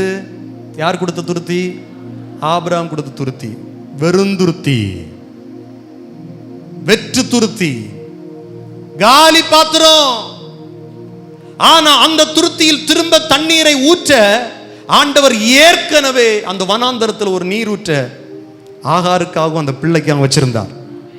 அதுல மொண்டு ஆபிரகாம் கொடுத்த ஆசீர்வாதம் குறைஞ்சு போகலாம். நான் சொல்றேன், மனுஷன் கொடுக்கிற ஆசீர்வாதம் குறைஞ்சு போகலாம். கர்த்தர் கொடுக்கிற ஆசீர்வாதம் அது பெருகுகிற ஆசீர்வாதம். வனாந்தரத்திலும் நீரூற்றை உண்டு பண்ணுகிறவர், வனாந்தரத்தில் வழியையும் அவாந்திர வழியிலே ஆறுகளையும் உண்டாக்குகிறவர். வார்த்தை பொய் இல்லைங்க. உங்களை உணர்ச்சி வசப்படுத்த பேசப்படுகிற வார்த்தை இல்லை. ஜீவனுள்ள வார்த்தைகள், ஜீவன் தருகிற வார்த்தைகள். சாக கடந்த ஒரு சகோதரியையும் அவருடைய பிள்ளையையும் காப்பாற்றின வார்த்தைகள். நான் பிரசங்கம் பண்ணுகிற இயேசு ஜீவனோடு இருக்கிறார். அவருடைய வார்த்தையிலே உண்மை உள்ளவர். ஹல்லேலூயா. ஆமென். தண்ணீர் துறவை கண்டு போய் துருத்தியிலே தண்ணீர் நிரப்பி பிள்ளைக்கு குடிக்க கொடுத்தார். 20வது வசனம், தேவன் பிள்ளையுடனே இருந்தார். ஆமென் சொல்லுங்கள். தேவன் பிள்ளையுடனே இருந்தார். கைவிடப்பட்டியா? சிறுமைப்படுத்தப்பட்டியா? பைபிள் சொல்லுது, சிறுமைப்பட்டவன் மேல கர்த்தர் சிந்தை உள்ளவராக அவன் மேல நினைவா இருக்கிறார். சிறுமையும் எளிமையும் ஆன என் மேல் நினைவாயிருப்பவரே. சொல்லுங்கள். சிறுமையும் எளிமையும் ஆன என் மேல் நினைவாய் இருப்பவரே. என் பலனும் நீரே, கோட்டையும் நீரே, உம்மை வாஞ்சிக்கிறே. என் பலனும் நீரே, கோட்டையும்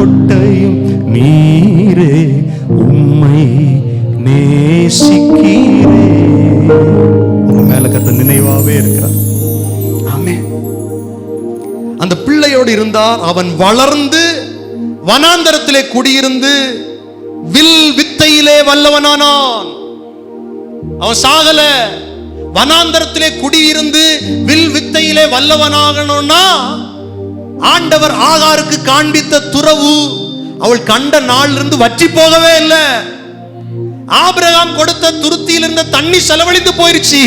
கர்த்தர் கொடுத்த ஆசீர்வாதம் வற்றவே இல்லை, அவனை வளர்த்திருச்சு, வாக்கு தத்தத்தை நிறைவேற பண்ணிருச்சு. அவன் வனாந்தரத்தில் இருந்தான். 21வது வசனம், அவன் பாரான் வனாந்தரத்திலே குடியிருக்கையில் அவனுடைய தாய் எகிப்து தேசத்தாளாகிய ஒரு பெண்ணை அவனுக்கு விவாகம் பண்ணிவித்தாள். பாரான் வனாந்தரத்தில் இருந்தான். நீங்க கொஞ்சம் ஹிஸ்டரிய கொஞ்சம் நீங்க புரட்டி பார்த்தீங்கன்னா, இஸ்ரவேலர்கள், அதாவது ஈசாக்குடைய வம்சத்தார், ஆபிரகாம், ஈசாக்கு, யாக்கோபு அவர்களுடைய வம்சத்தார் எகிப்திலிருந்து கானானுக்கு பிரயாணம் பண்ணிட்டு போகும்போது 40 வருஷம் வனாந்தரத்தில் சுத்துறாங்க. கிட்டத்தட்ட 38 வருஷம் எங்க ஆகார் அலைந்து திரிந்தாலோ அந்த பகுதியில சுத்தி சுத்தி வராங்க. நம்ம ஆண்டவர் நீதி செய்கிற தேவன், அவர் பாரபட்சம் பார்க்கிறவர் அல்ல. ஆபிரகாமே, நீ ஆகார துரத்தி விடலாம், அவள் வனாந்தரத்தில் அலைய நீ விட்டுருக்கலாம். நான் நீதி செய்கிற தேவன். உன் சந்ததி, நீ நேசிக்கிற உன் ஈசாக்குடைய சந்ததி, உன் யாக்கோபுடைய சந்ததிய 38 வருஷம் கர்த்தர் வனாந்தரத்தில் சுத்தி சுத்தி நடக்க வச்சாரு. ஹல்லேலூயா. நம் ஆண்டவர் நீதி செய்கிற தேவன், நீதி செய்கிற தேவன். நீங்க திரும்ப இந்த இஸ்மவேலுடைய வம்சத்தை வாசித்து பார்க்கும்போது கர்த்தருடைய கிருபையினால அவன் ஆசீர்வாதமா இருந்தான். ஆதியாகமம் 16:14 அந்த துறவு எழுதப்பட்டிருக்கிறது. 25வது அதிகாரம் பாருங்க, ஆதியாகமம் 25:12. சாராளுடைய அடிமை பெண்ணாகிய எகிப்து தேசத்தாளாகிய ஆகார் ஆபிரகாமுக்கு பெற்ற குமாரனாகிய இஸ்மவேலின் வரலாறு. 18வது வசனம், ஆதியாகமம் 25:18. அவர்கள் ஆவிலா துவங்கி எகிப்திற்கு எதிராக அசீரியாவுக்கு போகிற வழி இருக்கும் சூர் மட்டும் வாசம் பண்ணினார்கள். இது அவன் சகோதரர் எல்லாருக்கும் முன்பாக அவன் குடியேறின பூமி. அவர்கள் வாசம் பண்ணின இடம், குடியிருந்த பூமி. இதே பகுதி ஆவிலா என்கிற பகுதி ஆதியாகமம் 2வது அதிகாரம் 11-12 சொல்லுது. முதலாம் ஆற்றுக்கு பைசோன் என்று பெயர். அது ஆவிலா தேசம் முழுவதையும் சுற்றி ஓடும். அவ்விடத்திலே என்ன விளையுமா? பொன் விளையும். நான் சொன்னேன், ஆபிரகாம் ஒரு பொற்காசு கூட யாருக்கு கொடுக்கல, ஆகாருக்கு கொடுக்கல. கர்த்தர் வாழ வச்ச இடத்தை பாருங்க, பொன்னு விளையுது, பொன்னு விளையுது பூமியிலிருந்து. அந்த தேசத்தின் பொன் நல்லது. அவ்விடத்திலே பிதோலாகும் கோமேதக கல்லும் உண்டு. கோமேதக கல் அங்க இருக்கு. இஸ்மவேல் வளர்ந்த இடம், அவன் குடியிருந்த இடம். கர்த்தர் பெரிய ஜாதியாக்குவேன்னு சொல்லிட்டு அவனை ஓட்டாண்டியா விடல, அந்த சந்ததியை கர்த்தர் ஆசீர்வதித்தார். இஸ்ரவேல் ஜனங்களுடைய அந்த பிரதான ஆசாரியுடைய வஸ்திரத்தில் கோமேதக கல் பொறிக்கணும்னா இவங்க இஸ்மவேல் வம்சத்தில் போய் தான் வாங்கணும் கோமேதக கல்ல. என் கர்த்தர் நீதி செய்கிறவர். எத்தனை பேர் ஆமென் சொல்லுவீர்கள்? எல்லாரும் அப்படி எழுந்து நிற்கலாமா? சிறுமையும் எளிமையுமாகிய நம்மையும் கர்த்தர் நினைத்தருளி நம்முடைய சந்ததிகளை கர்த்தர் ஆசீர்வதிப்பார். ஹல்லேலூயா. சிறுமையும் எளிமையுமான என் மேல் நினைவாய் இருப்பவரே. சொல்லுங்கள், சிறுமையும் நினைவாய் இருப்பவரே. பலனே என் பலனும் நீரே, கோட்டையும் நீரே, உம்மை வாஞ்சிக்கிறே. என் பலனும் நீரே, கோட்டையும் நீரே, உம்மை வாஞ்சிக்கிறே.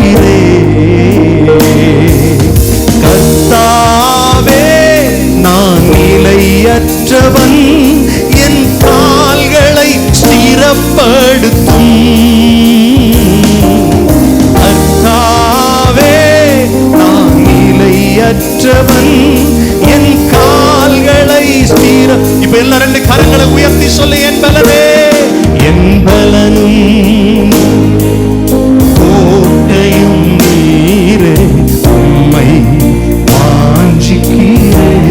என் பலனே, என் பலனும் நீரே, கோட்டையும் உம்மை வாஞ்சிக்கிறேன். இரண்டு கரங்களை உயர்த்தி சொல்லுங்க, ஆண்டவரே, என்னது பூமியில் இருக்கிறவங்க தள்ளனாலும், உறவுகள் என்னை விட்டு பிரிஞ்சாலும், என் பிரியாத நேச ஆண்டவரே என்ன கூட இருக்கிறீங்க. தகப்பனே, இந்த வார்த்தைகளை கேட்ட ஒவ்வொரு பிள்ளைகள் மேலும் உடைய வாக்குத்தத்தம் இருக்கிறது. ஒருவேளை வனாந்தரமான பிரச்சனைகள் மத்தியில் உங்களுடைய பிள்ளைகள் இருந்தாலும், இன்றைக்கு அவருடைய கண்கள் திறக்கப்படட்டும். உடைய பிள்ளையுடைய கண்களை கத்த திறந்து நீர் வைத்திருக்கிற ஆசீர்வாதங்களை இந்த வனாந்தரமான பிரச்சனைகள் மத்தியிலே சுதந்தரித்துக் கொள்ள ஆண்டவர் இந்த வாரத்திலே உதவி செய்கிறதற்காய் ஸ்தோத்திரம். உடைய வார்த்தைகள் ஒளிந்து போவதில்லை. ஆகாரை கண்ணோக்கி பார்த்தவர், ஆகாருடைய அழுகையை கேட்டவர், பிள்ளையுடைய அழுகையின் சத்தத்தை கேட்டவர். அப்பா, நீர் எங்களுடைய கண்ணீரை காண்கிறவர். ஆண்டவரே, ஆகாருக்கே இவ்வளவு இரக்கம் என்றால், இரத்தத்தினால கழுவப்பட்டு மீட்கப்பட்டு பரிசுத்த ஆவியினால நிரப்பப்பட்டு உடைய பிள்ளைகளாய் மாற்றப்பட்ட எங்களுக்கு எவ்வளவு பெரிய கிருபை நீர் வைத்திருக்கிறீர். ஒவ்வொருவரும் புரிந்து கொள்ள, அறிந்து கொள்ள, ஆசீர்வாதங்களை சுதந்தரிக்க கிருபை தார். ஆராதனை வெளிப்பட்ட எல்லா மகிமையும் இயேசுவே நாங்கள் உமக்கு தருகிறோம். நாங்களுமே ஆராதிக்கிறோம். இயேசுவின் நாமத்தில் ஜெபிக்கிறோம் நல்ல பிதாவே, ஆமென். நம்முடைய கர்த்தராகிய இயேசு கிறிஸ்துவின் கிருபையும் பிதாவாகிய தேவனுடைய அன்பும் பரிசுத்த ஆவியானுடைய ஐக்கியம், பாதுகாப்பு, சமாதானம் நம் ஒவ்வொருவரோடும் கூட கிறிஸ்துவின் வருகை பரியந்தம் நிறைவான ஆசீர்வாதம் தங்கியிருப்பதாக. ஆமென். எல்லாரும் சேர்ந்து சொல்லுவோம். என் ஆத்துமாவே கர்த்தரை ஸ்தோத்தரி, என் முழு உள்ளமே அவருடைய பரிசுத்த நாமத்தை ஸ்தோத்தரி. என் ஆத்துமாவே கர்த்தரை ஸ்தோத்தரி, கர்த்தர் செய்த சகல உபகாரங்களை ஒரு நாளும் மறவாதே. ஆமென், ஆமென். கர்த்தர் உங்களை ஆசீர்வதிப்பார்.